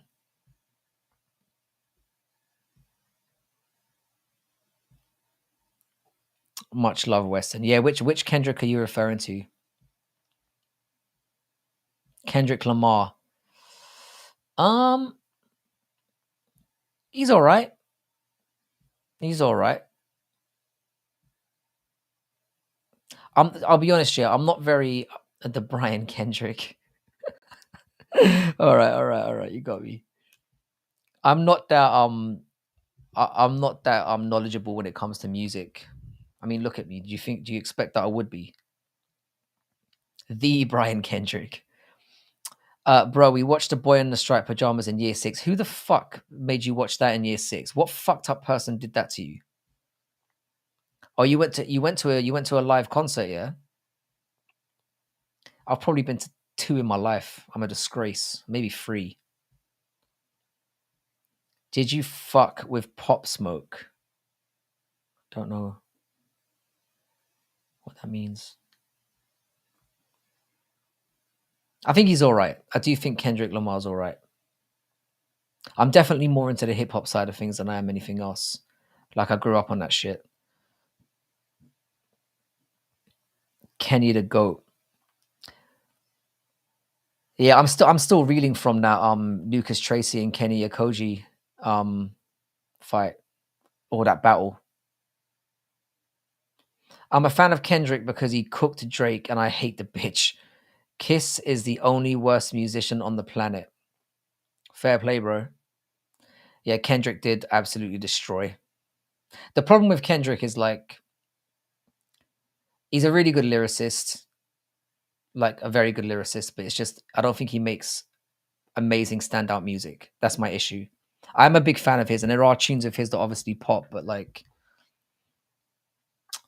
I'm very simple when it comes to music. I don't need to be wooed with like a great story or amazing lyrics all the time. Sometimes I just want shit to sound good. I want shit that I can bump to. Oh, I didn't go to the concert. There was a live stream for it. But he's 5'4" too. I'm not 5'4". I mean, I'm barely taller than 5'4", but I'm not 5'4". Pop Smoke has some bangers, but I'm not a fan of drill. Got It On Me is a banger. Slayer over Kendrick. Bro, I'm a musical retard. I'm a musical retard. Swear to God. That's the one thing in general chats where I'm a bit like, fuck. Like my musical knowledge is trash. Which is why I'd be very happy to take some recommendations. I'm not because the thing is, yeah, because I'm so heavily into like literature and I've got kids and whatnot. Like, I'm not somebody who sits and listens to music in my spare time. I just don't have the time. Like, I'm somebody who's either reading or watching TV series or watching MMA. If I've got the very little spare time that I have, that's what I'm doing. I'm not the kind of person who just sits there listening to music or listens to music when I'm transitioning. I'm usually reading something. I'm a bit of a nerd in that regard. You need to listen to the Good Kid, Mad City bonus tracks and you change your mind. You're missing out on live music, especially when you're live. It's fun, dude. Pick something. I've seen Dixie Chicks blow the roof off the stadium. The thing is, one thing I need to do is like do something like a festival and just get it all in one go. Because they have good festivals in the UK. They've got Reading Festival every year. They've got Glastonbury Festival every year, and everyone turns up to that shit. I think that's what I'm gonna do. One year, I'm just gonna go to a festival and just cram everything in one go. Series is I know that's not a word, bro. Give me a break, man. It's 2 o'clock in the morning. I've been listening to Alice in Chains because they got recommended to me. The thing is, if people in the chat recommend stuff to me, I always jump on stuff. I went to Tyler the Creator live concert as a kid with friends, and he was still sick. The thing is, like I said, it's. I don't think anything beats watching it live, and you usually figure out if someone slaps or not when you see them live. Because I think if somebody can sound really good live, then they're genuinely talented. Because I've gone to a few people where I've gone to them live or I've heard them live and they've been fucking shit. I'll head over and go to the Glastonbury Festival for sure. It's a fucking date, bro. We can drag Weston over and get some fishing done as well, and then we can have that scrap in the yard. No breaks. I will continue to rag on you, mate. I wouldn't expect anything less, brother. I think you'd like Jid. Hard not to. If you want a recommendation, listen to a couple of songs from his album, The Forever Story. I will do that. The next time you speak to me, I'll have listened to a couple. Can you recommend any tracks in particular, or should I just let it ride? Clutch was awesome. No, but a lot of us hate Rogan. I love that Mikey can always swerve it back to the MMA. Auto tune rappers are arse live. They live sometimes by the looks of it. That's what I would expect. Like I said, you can always tell real talent when you go to somebody live. Like the last person I went to go see live was John Legend when I was in China, and fucking hell, the guy sounds the same. I was like, God damn. Megadeth architecture of aggression. I'm noticing there's quite a spectrum in here of different musical types. So I might have to. I'm going to go back to this chat later on, this part of this section of it, and I'm just going to go through the list and I'm going to write stuff down. And I might just spend an afternoon so that when you guys come back, I could be like, yeah, nah, your boy sucks. Well, yeah, man, you know what? Your boy's sick.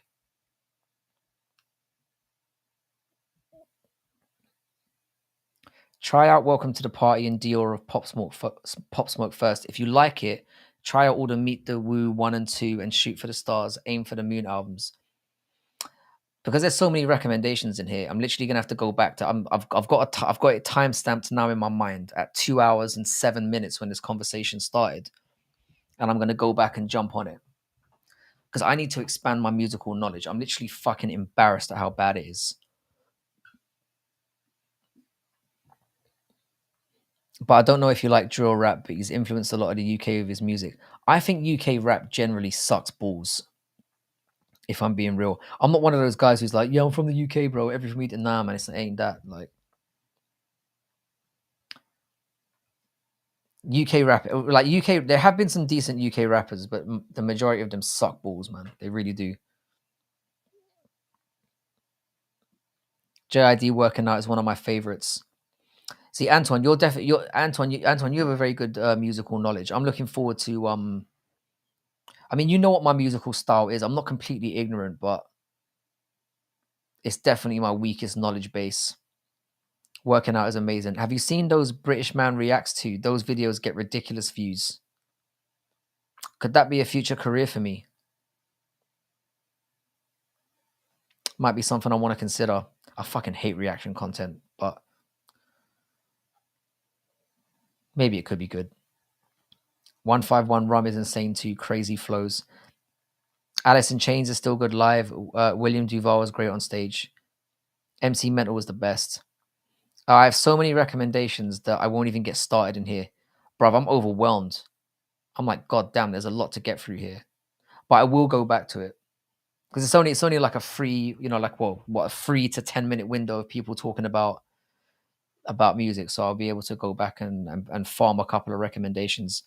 Yeah, become a shitty reaction channel instead of a shitty MMA channel. Bro, I'm not even sure if this qualifies as an MMA channel anymore, if I'm being honest.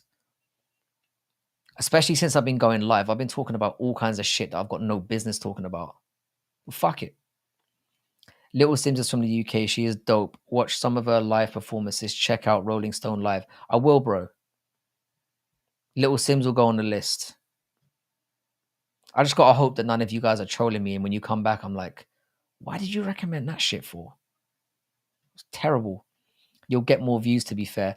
I stopped worrying about views ages ago. I really do. It's too much of a headache. I worried about it for the first 3 months when it was at like 10, 12. I was just like, fuck it, it's not worth it. British MMA fan reacts to 20k views for no reason. Maybe I should give it a go. I'll check out your British guy reacts to and see what all the fuss is about. And then maybe I can work something.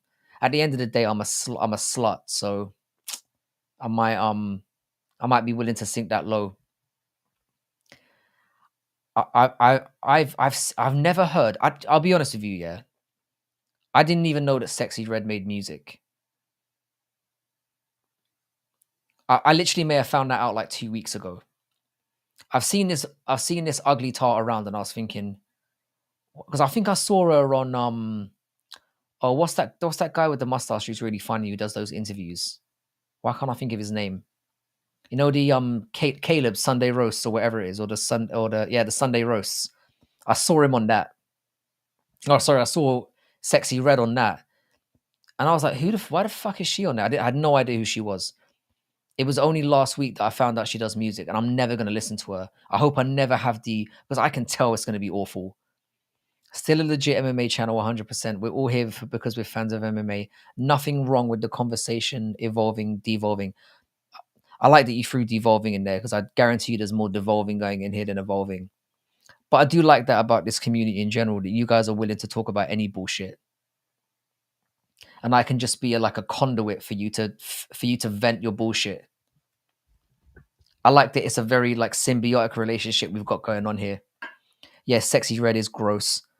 Yeah, Caleb Presley's the man. I enjoy his stuff. So Sexy Red's an industry plant. There's a lot of that going on these days. Like that Bobby Anselov is an industry plant. And we've obviously got Nina Drama, who's our industry plant. So it's a thing these days. I do like Warren G. Like I said, I've got more of an intimate knowledge about old school hip hop than I do about anything current. Just anything. Because I'm just an old man now, and I think the current music is trash. I'll tell you what, Ice Spice, I've heard of her. I've never listened to her music, but I would smash the granny out of her, if that counts for anything. And she's not even hot. I just think she'd be dirty. Maybe somebody in the chat can confirm that. I don't know. You've probably never heard somebody say that they'd smash the granny out of somebody either, so you can add that to the highlight reel.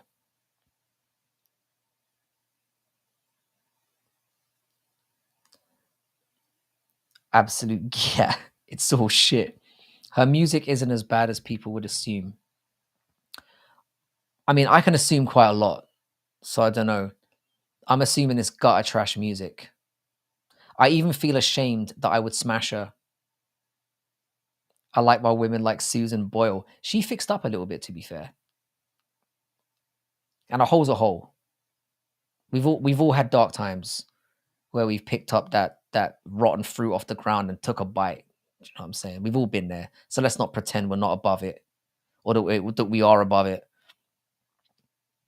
Ice Spice has got some good music, not all of it, but some. And she's a really nice person. 100% Sexy Red has a bigger dick than any of us. 100%. 100%. A hole is a goal. Bruv, that's what I'm saying. I'm way past the point in my life where I'm pretending like I haven't smashed the odd two. You know? Do you play Smash? And if you do, who's your main? I'll be honest, bro. Yeah, I'm not really into fighting games too much. Like beat 'em ups. I know that Smash technically doesn't classify as a beat 'em up, but they're one type of game that I don't really fuck with because I suck. I suck at beat 'em ups. We used to play Street Fighter back in the day, and I used to get walloped, and I'm just like I'm still salty about it. You would totally. I get a BJ, and I'm not even joking. I get a wank and a BJ, 100% off Fizz. I would. If anyone wants to look her up, Fizz from Coronation Street, I reckon she could give brain. I genuinely do. I'm not even capping. I mean it 100%. I wouldn't smash her though. That depends. I own Melee. Yeah, I own all the Smash games. Yeah, I've got a sealed copy of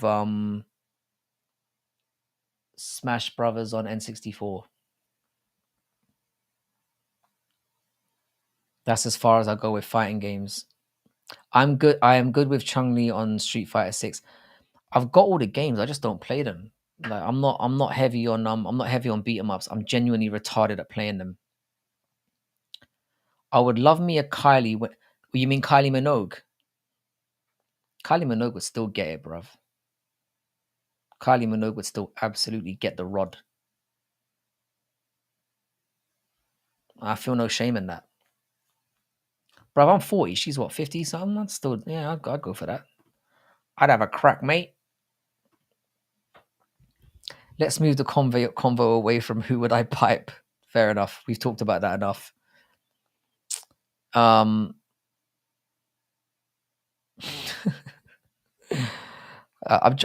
trying, Aaron. It's not my fault. I didn't start this. So have Argentina scored Cheddar? Is that why you're upset?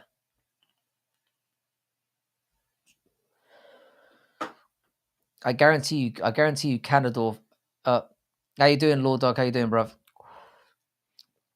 Canada probably like tickled your balls a little bit and made you think they were going to do something, and then now they've conceded, right?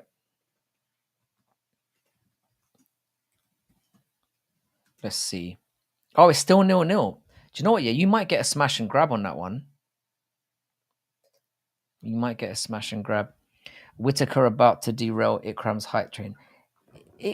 Ikram is not that good. I'll maintain this. I'm very confident that Robert Whitaker's going to beat him.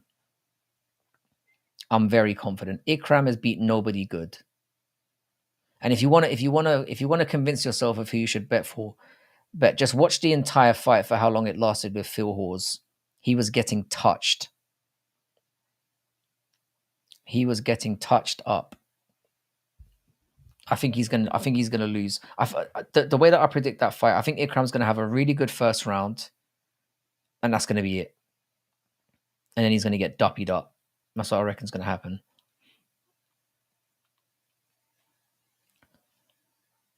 Is Street Fighter 6 good, Aaron?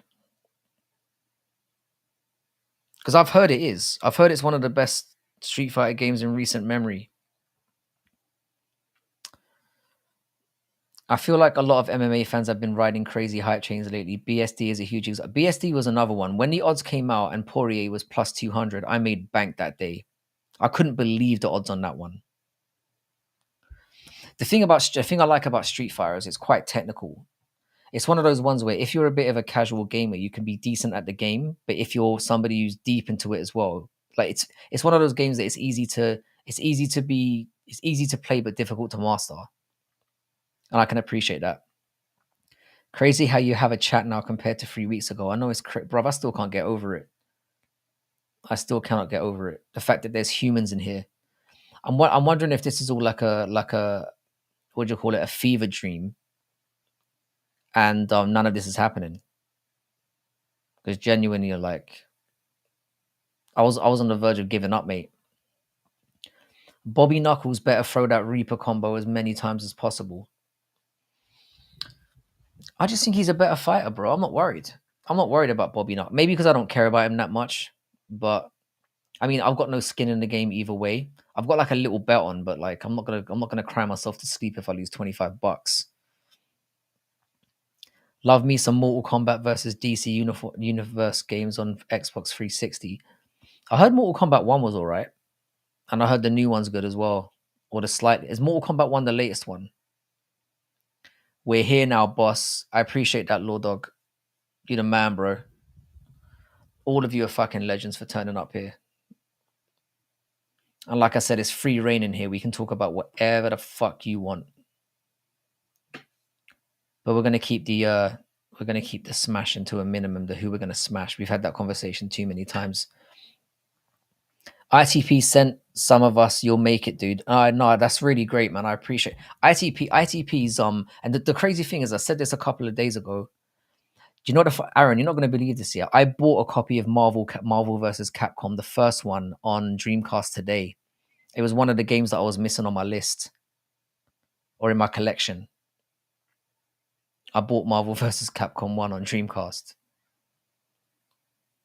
Apparently, the second one is the most expensive. It's the hardest one to find. I'll be sad if Rob loses.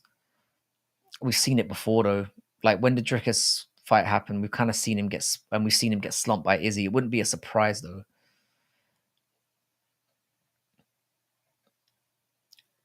Chris Gray, it really depends on your taste. I would say Mancunian just because they sound dirty as fuck. Yeah, when you're doing your thing, when they say certain things in that filthy accent, it does it for me. It's not for everyone though. You reckon Scouse tats? I reckon the thing is there because I've never been with a Liverpudlian, but I imagine it would be the same effect because they've just got that filth accent. Yeah, but he only loses to champs. You're right, though. Yeah, you're right. If he loses to Aliskerov, it's going to be a little bit different.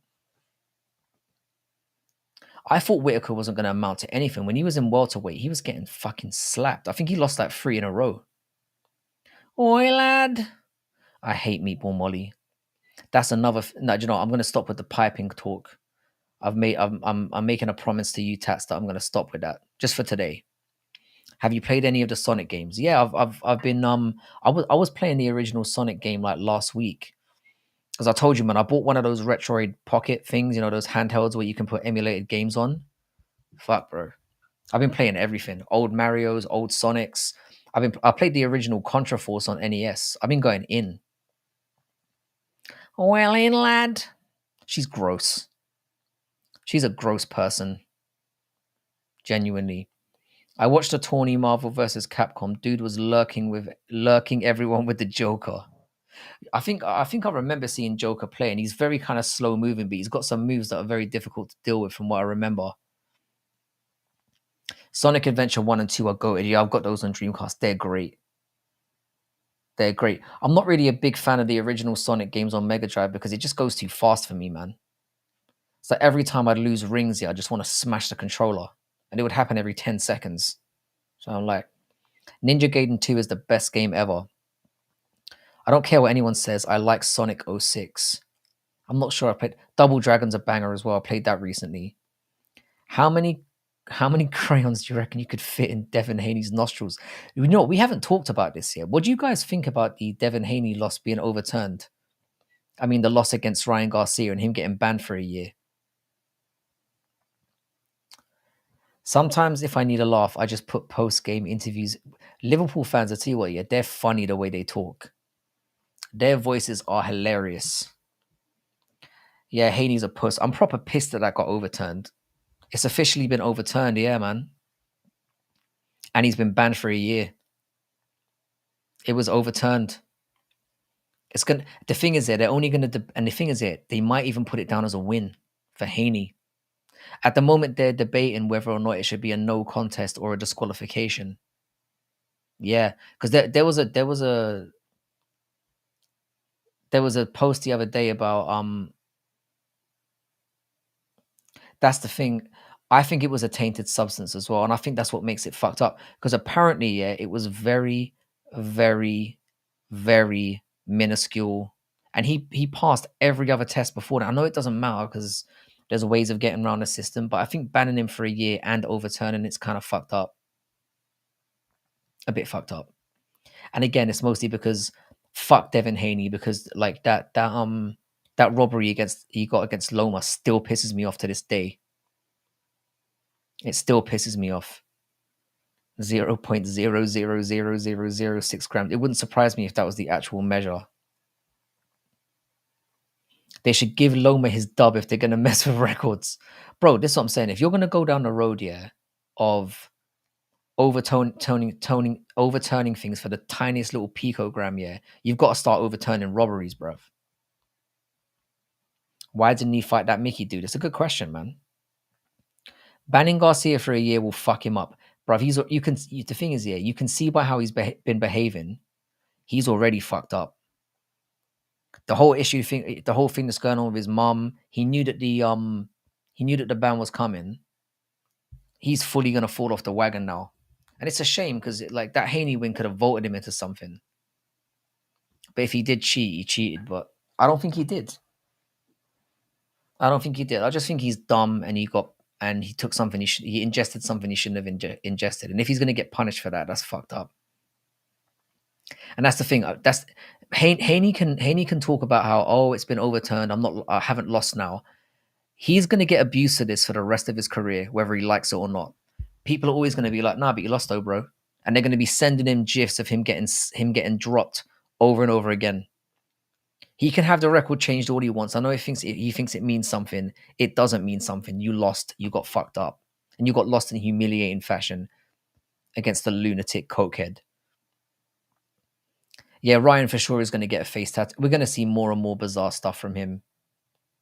I don't mean to sound funny, yeah, but I can see like, and I hope this doesn't come to be true. I would not wish this on anyone. He's got the like driving himself into an early grave type behavior, like an overdose or some shit like that. And I hope that I hope that I'm wrong about that. But he's just got that unhinged vibe about him where if he goes into the mire, he could go too deep. You know?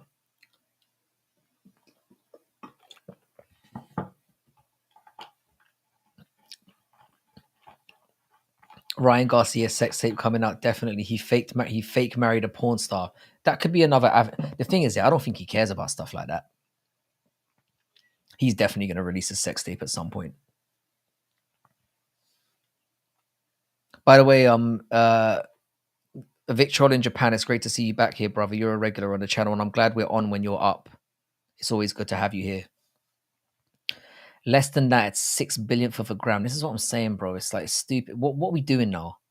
What are we doing? And you know what? Yeah, this is where, yeah, for in Garcia's case, we just got to say, look, at the end of the day, nobody's gonna forget that you whooped that guy's ass and you were better than him and you were styling on him.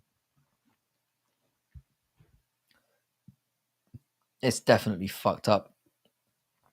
It's fixed enough to sell. The Tesla isn't gay. I've been tempted to get a Tesla, to be honest. Cheddar, you really have a Tesla? Yeah, are they any good? Which model do you have? Yeah, Garcia made a weird random switch there. He's unhinged all of a sudden. He was a chill dude like a year ago. What the fuck happened? Drugs, bro. Drugs happened. He's been hanging around with Oscar De La Hoya. And drugs probably isn't the only thing he's been doing in the last year. He's definitely fucked up. The Model Y. Cheddar, you sound like you've got some. You sound like you're the. I just figured out why you're called Cheddar now. Damn, exposes himself again for Richie Rich. Cheddar, I'm terribly disappointed right now. Oh god. But Cheddar's obviously got cheddar. I mean, he's cheddar. Connor posted pics vids of partying after pulling out. This idiot. How you doing, JJK? Um, are we sure that that was after the fact? Because I think I saw that on Twitter, and it could be an old one. If he's doing that, he genuinely is a dick. And I more and more believe the rehab story. I mean, to be honest, when he first pulled out, I was thinking he's on coke, isn't he? He's in the middle of a bender and he's like, I don't want to fight. Which, to be fair, I can relate to. No, it's because he's a Packers fan. That's the thing, man. I didn't know that. I didn't know they were called cheeseheads. I'm learning. I'm learning more every day. Remember, yeah, I'm an ignorant Brit out here. I do watch some American sports, but I wouldn't know intimate knowledge like that. Cheddar comes from my love of cheese and the Green Bay Packers. Fair enough. That's crazy, bro. Definitely lives next to Guru. You mean me? That's how I yeah we do have like we do definitely come from not only just London but a similar part of London as well. Have you ever hear his Dutch oven fart parties? And have you went? What oven fart parties? How big is American football in the UK? It's bigger than you would think. Whenever they have an event here, it sells out. I think UK fans are basically we jump on for the Super Bowl pretty much. Like a lot of UK sport fans will watch the Super Bowl just because of what an event it is. I wouldn't say that there's a large majority of fans that that like watch the entire thing unless they're gambling. But it is bigger than you would think. Like a football team here built an entire stadium just to host NFL games because they sell out here. Maybe because it's a novelty, but there's definitely more fans than you would think. I flew all the way to the UK and watched my Packers lose. That must have sucked. They give y'all the Jaguars all the time. Yeah, they always give like the B side teams in it. Big up to the Baltimore Ravens. For some reason, yeah, and I don't know why. Yeah, I've always been like a if I'm ever supporting American football, I always go for the Philadelphia Eagles. I don't know why. I wouldn't. There's National Hockey League is not. It's not popular in the UK at all. Yeah, they played. That's the soccer arena I'm talking about. They built that arena specifically to host NFL games because it can apparently be converted really easily. I've always wanted to go to the UK. Closest I've got is Iceland. UK is dope, man. I like living here, but I mean, mind you, I'm saying that, but I lived away from here for a long time. I spent the majority of my adulthood in Asia. I dislike the Eagles very much. I find that people who aren't, I'm not saying I'm an Eagles fan, but if whenever I'm involved, and I'm a Warriors fan for basketball as well, and I liked them when they were shit. They're the only sports franchise I've ever watched that have been success or that I've ever supported that have been successful. My football teams suck. My NFL teams suck. My anyone I support, but anyone I support on an individual basis tends to suck. A dude got killed in the UK Hockey League last year. Bro, that sport is brutal. You take one of those you take a hockey stick to the dome, your shit is cooked. I'm a Bucks fan, so I can't say much. Not so successful, yeah. I'd love to see a concert at Wembley. Most of the big concerts that go down in the UK now are usually at the O2. The O2 is usually the go-to place. Whenever a big event goes on in London, it's usually there. There's a specific division in the NFL that everyone hates. It has to be the Cowboys, the Eagles, and the Giants, and I get that. So yeah, the big market teams are always going to get it. I know the Cowboys are specifically hated, but the Cowboys suck, right? They never win anything. Am I right? It was a skate to the throat. Was that in the? I saw that. Was that in the UK? I didn't realize that was in the UK. And they were saying it was deliberate, weren't they? That the guy actually tried to hurt him or tried to kill him. Is that the same thing I'm thinking about? The Steelers suck too. Fuck them. At least y'all aren't Seahawks fans like me. Seattle doesn't have a single good sports team, bro. And losing the like, were you one of those guys who was fuming when you lost the Supersonics? Because they used to be my basketball team like way back in the day. Yeah, high kick with the skate, 100% deliberate. Guy should go to jail then, the cunt. That's murder. Guru invites only his closest over to show how much they care about his impressions. They have to go under the blankets with him and let him fart out of control so you can got to stay under there as long as you can. That is very specific, bro. And possible. I'll give you that. Record help by Rigo. It's 10 minutes. Yeah, Rigo. I've been hearing Rigo's name a lot lately. I've never watched a single Rigo video. The Supersonics will return within 4 years. You sound very confident about that. The Seattle Supersonics. So I just thought the thing is, yeah, I'd never really watched basketball, so I just picked the one I thought that had the most cool sounding name, and the Seattle Supersonics just sounds sick. So I just went with them. I just went with the Seattle. Rigo is unhinged. Yeah, I've heard a lot about that guy over the last couple of days. I just thought he was a dude that was in Guru's chat. And then when he started making videos, I was like, I'm not watching this. Like, but apparently he's doing quite well now. Rigo is a nonce. Yeah, nonce ain't the one, to be honest. Rigo collab with the Fight Fairy was interesting. I've heard of Fight Fairy. That's a chick, right? It must be a chick. Is she hot?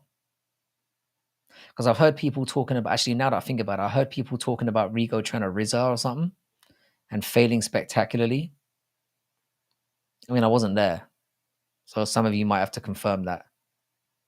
I can't believe I just said Riz. I'm 40 years old.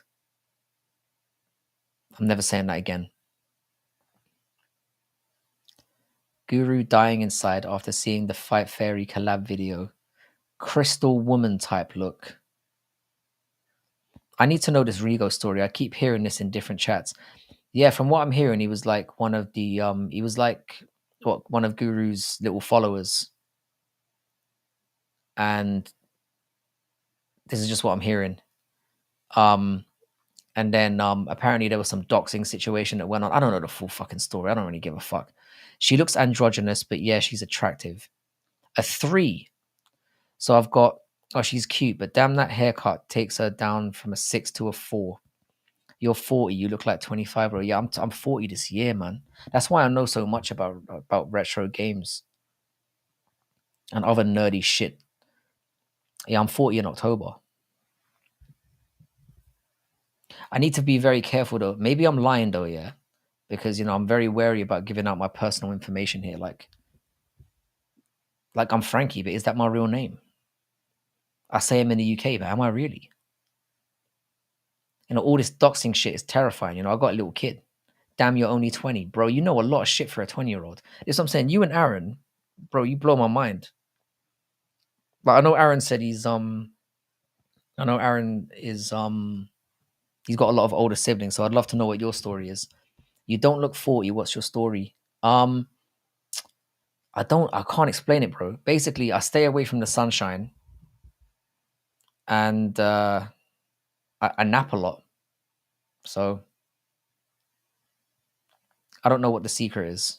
And I moisturize. I had loads of black friends and they told me just moisturize that skin, bro, and you'll be fine. So that's part of it. Yeah, he's a 33-year-old from Scotland eating sheep cuts. Nah, I think everyone who knows I'm here knows I'm far from fake. I'm a little bit too honest, I think. Rigo got butthurt after Guru unmoderated him in chat after some nonce rumors went around with him and a group chat, something like that. Now Rigo acts like he is a good guy and trying to expose Guru. Who gets butthurt after over losing a fucking moderation? I mean, what the fuck is that? If that's true, that's real. Wow, that's sad. That is. I remember I beat Sonic Adventure when I was 4. You fucking legend. That's a tough game as well. I'm 41 this year. Did you watch the rise of MMA in real time too? It's one of those things. The thing is, yeah, I wasn't in on MMA fully in the early days. So like like during like the Pride days and I didn't really watch it because to be honest, I was a boxing fan, yeah, and I was of the belief that MMA was cockfighting, to use what's his name's expression. I didn't think it was cockfighting. I thought it was like brutal, and I'd never watched it. But then once I started watching it, I was like, fuck yeah, this is the shit. And then I started ragging on boxing, and here we are, you know. So no, I've probably been watching MMA. I've probably watched every MM. I've watched every UFC card solid for the last 14 years or 12 years. Sorry, but I used to watch and I watch everything. I watch one. I watch everything. So now I'm fully deep in the game. You know, Rigo Butthurt, aka Pin Guru's real name and home address on his stream. This is the thing that I heard about. The only thing that I don't understand yet is how he got that information. Like, how did he? Because Guru seems to be a very very careful guy. So how did he get his name and his address? That to me seems crazy. And the reason why I'm asking, yeah, is because obviously when you're somebody who puts your face out in the public, there's a high risk that you can get caught out, and somebody ends up turning up to your house with a fucking machete. So I just want to be basically wary of what I might be doing wrong to make that a possibility. Because don't get me wrong, I'm a savage and all that, but I've got kids.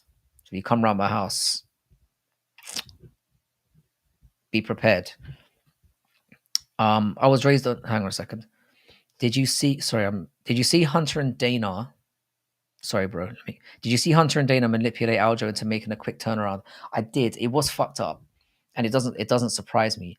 But the main thing that I kind of see is like Aljo's a fucking adult, and if he allowed himself to get fucking cajoled into doing something he didn't want to do, then he's a bitch. And I love Aljo. He's one of the first people who interacted with me on Twitter. Hang on a second.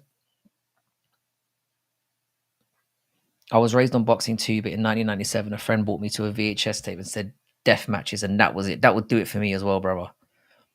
I became a full-term fan with Edgar and Shirk. That was a good scrap. Edgar remains some, and the thing is, D Harvey. Yeah, I've actually, even though like I was a little bit late onto the scene, so it was about 12 years ago when I became hardcore. I have gone back and watched a lot of stuff, and there's still a lot of stuff I need to go back and still get on. So that's the best. That's the good thing about being a little. I'm not late like a Lucas Tracy or whoever, like who've been in the sport for like 5 years.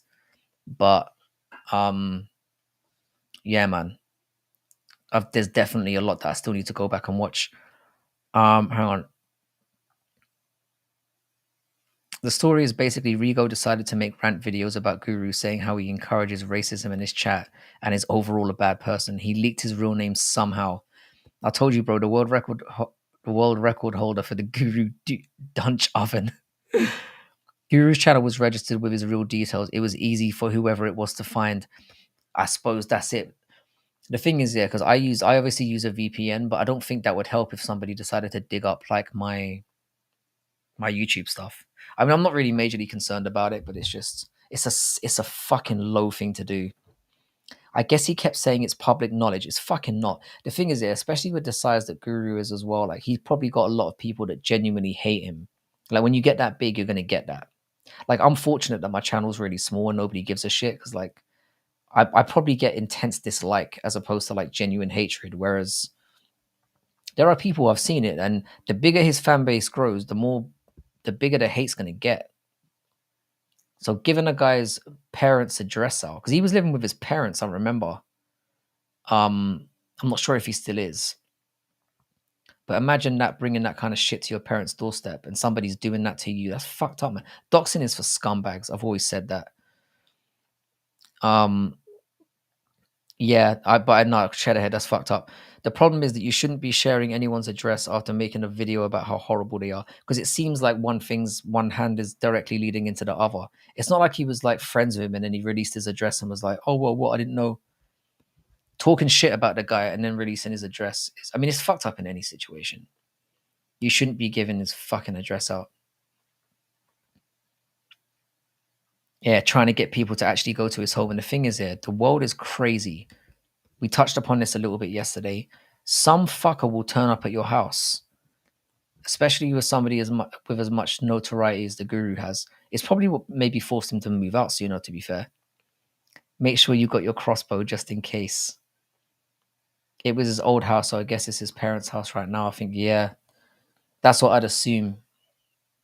Because I remember when I used to watch it, I was watching the Guru for years, and I remember he was talking from the beginning about moving out of his house. So I wasn't sure if it had ever happened or not. And I don't really watch his videos as much as I used to. It's more like the odd one. Making a walk MMA, yeah, I agree. I had watched a bit of USC, but I thought Edgar was going to get whooped in there, and he didn't. He had all the skills. Frankie is still my favorite fighter. It really is. Frankie's people that love Frankie Edgar. I get it. And Jax was saying this to me the other day. Again, remember to subscribe to making the to making the walk MMA. What made Frankie Edgar so likable was that he was always undersized. He was always like he always felt like the underdog going in there. So like when he chat out and whoop someone's ass, it was always like great. Side A, appreciate it, brother. Hopefully, we'll definitely Side A. We definitely got to talk gaming sometime. And if you're on Twitter, hit me up at bad MMA math. We can definitely get into it anytime. I really appreciate you. Thanks for coming back. You were an OG Guru fan was he was in the shed and whispering over fight companions. Yeah, man. I've said this before on live stream. I literally subscribed to the Guru when he was at about 500, and he was even like he actually looked young then. At Side A, we've got to talk about the boys too, 100%. I need to get on. I need to watch season 3 at some point before I watch season 4 because I've got to get to that point. Is it Chris Little or Chris Lydell is good too. He had hands and a real black belt. Bro, I've got I've got such a backlog of fighters I've got to go back to. D-Harv, you know your shit, brother. Who was everyone's first favorite fighter? That's a really good question. It's kind of akin to what fighter got you into MMA. Ken Shamrock. Thing is, yeah, bro, Ken Shamrock brought a lot of eyes to the UFC because obviously with him being in what was WWF at the time. To be honest, Jed, Ken Shamrock might have been the first time when I heard about UFC. I didn't know what UFC was before Ken Shamrock came along. I'm pretty sure. Or I certainly became more aware of it. Ken Shamrock's a funny one, but Tank Abbott was a savage as well. Tank Abbott was what looked like he looks like a typical what I would have thought an MMA fighter looked like back in the day. You know, just like your uncle who gets drunk and just gets into fucking, he just gets into it. I used to be a Jones fanboy before the accident. I'm a very big fan of John Jones as a fighter, or I was, but as a human, I've always thought I've never wished for his success. Aldo's a good one. A lot of people got into Aldo. Did you see, bruv? Tank Abbott looks like, bro. I did see him on JRE. He looks better than when he was a fighter. He looked clean. I mean, I know he's obviously aged, but he just looked like a clean, regular, aging gentleman. He didn't look like some beer belly alcoholic fuckpot. Fedor fights were insane. He'd get his ass kicked for 30 seconds and then just destroy his opponent after that. Fedor was a savage, and I know Dana doesn't want to admit it, but having him in the UFC would have been massive. It would have been massive. Yeah, Tank Abbott looked great, bro. He looked like it's nice to see because I know he didn't have the most amazing MMA career in terms of wins or titles or anything, but he's one of the guys who put the sport on the map. You know what I mean? Him and like people like that, you've just got to throw love to, even if they didn't have the best careers. Oh, he's definitely sober. I can tell you now, he's 100% sober. He looked clean, like he just looked like a fresh-faced old elderly man. Not elderly is the wrong word. He doesn't look old. He looks like he's between 50 and 60. You know, like that first grandkid age. Like the respectable grandpa, that's what you look like. He really did, and he gets no shine from the UFC, which there's a lot of guys who don't get shine that deserve it. Yeah, people forget what an absolute monster Shogun was. Shogun basically, if John Jones didn't exist, he would have went on the run of runs. He looked unstoppable for a little while there. Shogun was a beast as well, an absolute beast. Jones effectively put an end to his entire life.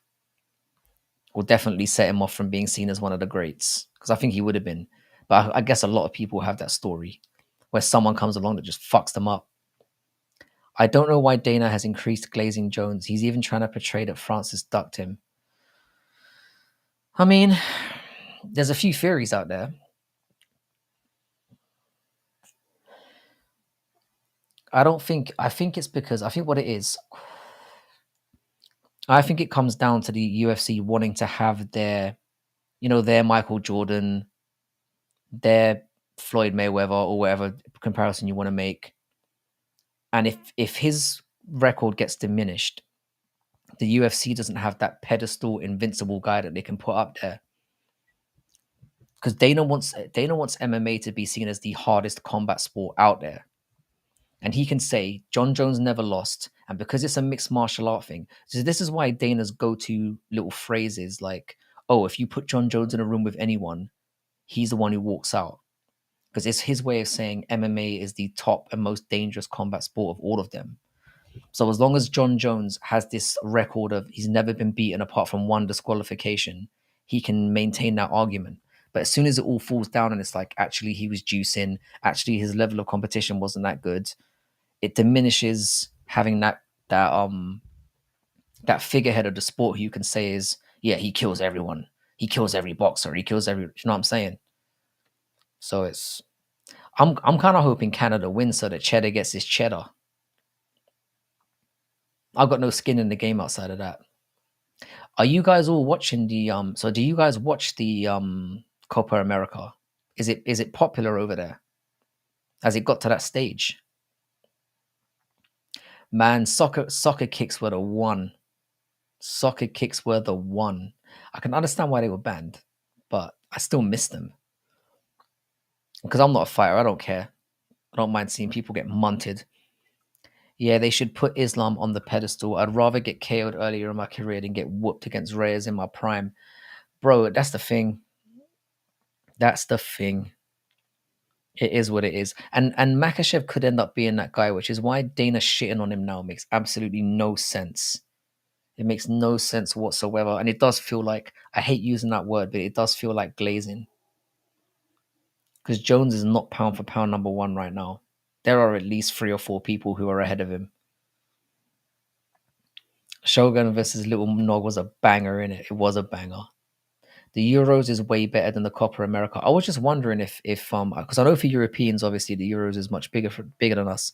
But I was wondering if American sports fans give a shit about it, especially in the USA. I know they do outside because obviously in South American countries it's massive. But I don't know if in the USA it's anything or not. If people are going to be tuning in. I was surprised to hear people talking about Canada versus Argentina in the chat earlier. I wasn't expecting anyone to be watching the Copa America who lives in the USA. Yeah, major glazing, bro. It's horrible. It's horrible, but I literally think it's for that reason. I don't think it's because Jones has dirt on him or there's any. I don't think it's anything stupid like that. I just literally think he's trying to keep. Yeah, JJK. We made a video about the very same thing at the beginning of the week where we talked about who we think the greatest who we think the pound for pound number one is right now. And Jack said it was Islam, and I said it was Alex Pereira, and I think I made a very solid case for that, and I stand by it. Like, can we glaze the criminal crackhead when his career's over, and not when he's sitting on his ass holding up the division? The fact that they are, it's the most ludicrous fucking, argument I've ever heard. Like he tried to when he twisted the whole oh, but like he's been inactive for 3 years. Let's talk about inactivity. He's been active. He's been inactive for 3 years, and then came back and beat the baddest heavyweight. I'm like, bro, the fact that he said that just shows how stupid the whole thing is, and how much of a hidden agenda there is. I only watch Copa like semis and finals. I watch all of the Euros knockout stage and the odd good group stage game. I usually watch every Euros game as well. There has been one day where I haven't watched a single game, but I've generally watched all of them. You're right, it was dope as fuck. Alex is a viable choice. What a run he's had. Bro, with the Alex thing, I think it's a very simple case. I rewatched your vid today and your power tan argument is really solid, hard to argue. That's what I'm saying, bro. It's very simple to me. 5 former champions that he pretty much starched all of them. He's the most active champion in the UFC. He's done it across 2 divisions, and he did it coming in 2 years from a different sport. The only reason why people don't talk about Alex is because he got knocked out by Izzy. But he also beat Izzy 3 times. And in this sport, you get knocked out taking chances. And that's exactly what Alex did. He didn't stay away like Izzy does, or play it safe in certain times like Makhachev does. And I'm not shitting on Makhachev. But Alex is always bound to get hurt in some fights because he goes for it, bro. I think he's the pound for pound number 1 right now if you look at it, for me.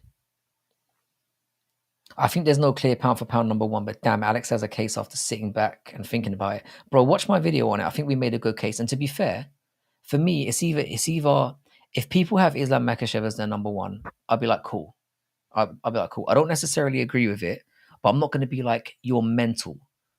Anyone who says that fucking Jones is number 1 is retarded. The pound for pound number 1 debate and the GOAT debate, as Jax put it, is completely different. It's not the same. If basically, yeah, here's the thing with Alex Pereira, yeah. If he beats Yuri again, and then he beats Ankalaev, and then he goes up to heavyweight and somehow wins that fight. If he wins heavyweight, a heavyweight strap as well, he might be seen as the greatest to ever do it. He's still got the potential to be that guy. And as you know, with heavyweights, Cheddar of Canada scored. Oh, sorry, Argentina. Oh, you're joking. Oh, they scored earlier. Bro, 1-0 against Argentina. I told you, Canada aren't that bad. It's rigged. Soccer's rigged. They're all rigged. They're all rigged. But you're probably looking at that match thinking, how the hell were Canada that wide as an underdog? It's crazy. I was hoping that Canada got the W to be honest, brother.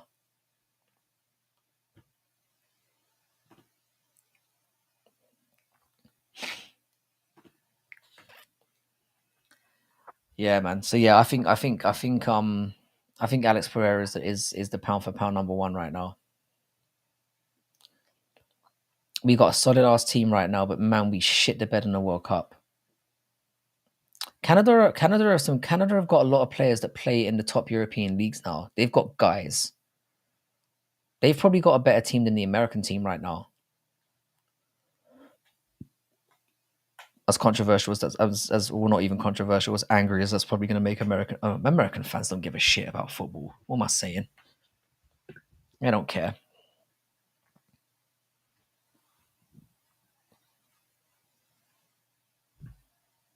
Yeah, sorry, Chadhead, you were close, man. You could have had that. It sounds like Canada were peppering them up. Definitely better than the Americans team. Yeah. I kind of expected the Americans to be right at the top of the tree by now, because I know how you guys go hard. When you get involved in a sport, you go all out to get to the top.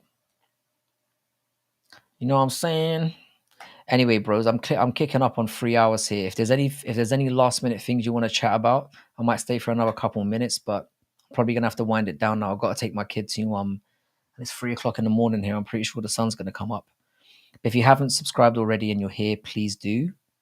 I appreciate every single one of you that's done so, and everyone who's come back and is participating. I know I say it a lot at the end of chats, but I don't want you guys to ever think that I don't appreciate you being here. Like D Harv, if you're still here, it was nice having you contribute, man. It's been good. Chris Gray, you're always fucking awesome. It's always nice to get the legend Cheddar Head up in here as well. I mean, he's the big cheese everywhere. JJK as well. Victrola, good to have you in.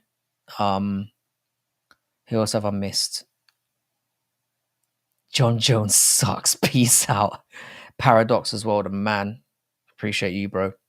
But yeah, Aaron, thanks a lot for stopping by as well. You know how valuable I think you are. Mad love D half. Hopefully we'll see you again. Um I'll go live most days and I'll be back on tomorrow to do a parlay builder. So I appreciate the sub.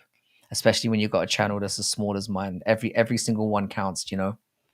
Western as well, brother. Have a great one. Later's I'm gonna have to learn how to pronounce your name Victrola in Japan. And yeah, last minute thing. ITP Gang, of course, and get over to Paradox and start watching his videos. Subscribe to him because it really makes a big difference, especially when newer channels start getting people going over on mass. It really pushes them out. So do your thing for the community and subscribe to some new people as well. So peace out, guys. Have a great evening, and I'll catch you tomorrow. I'll be back on the same time, 12 to 3. Peace. Later, D Harv. Take it easy, bro. Take it easy, all of you.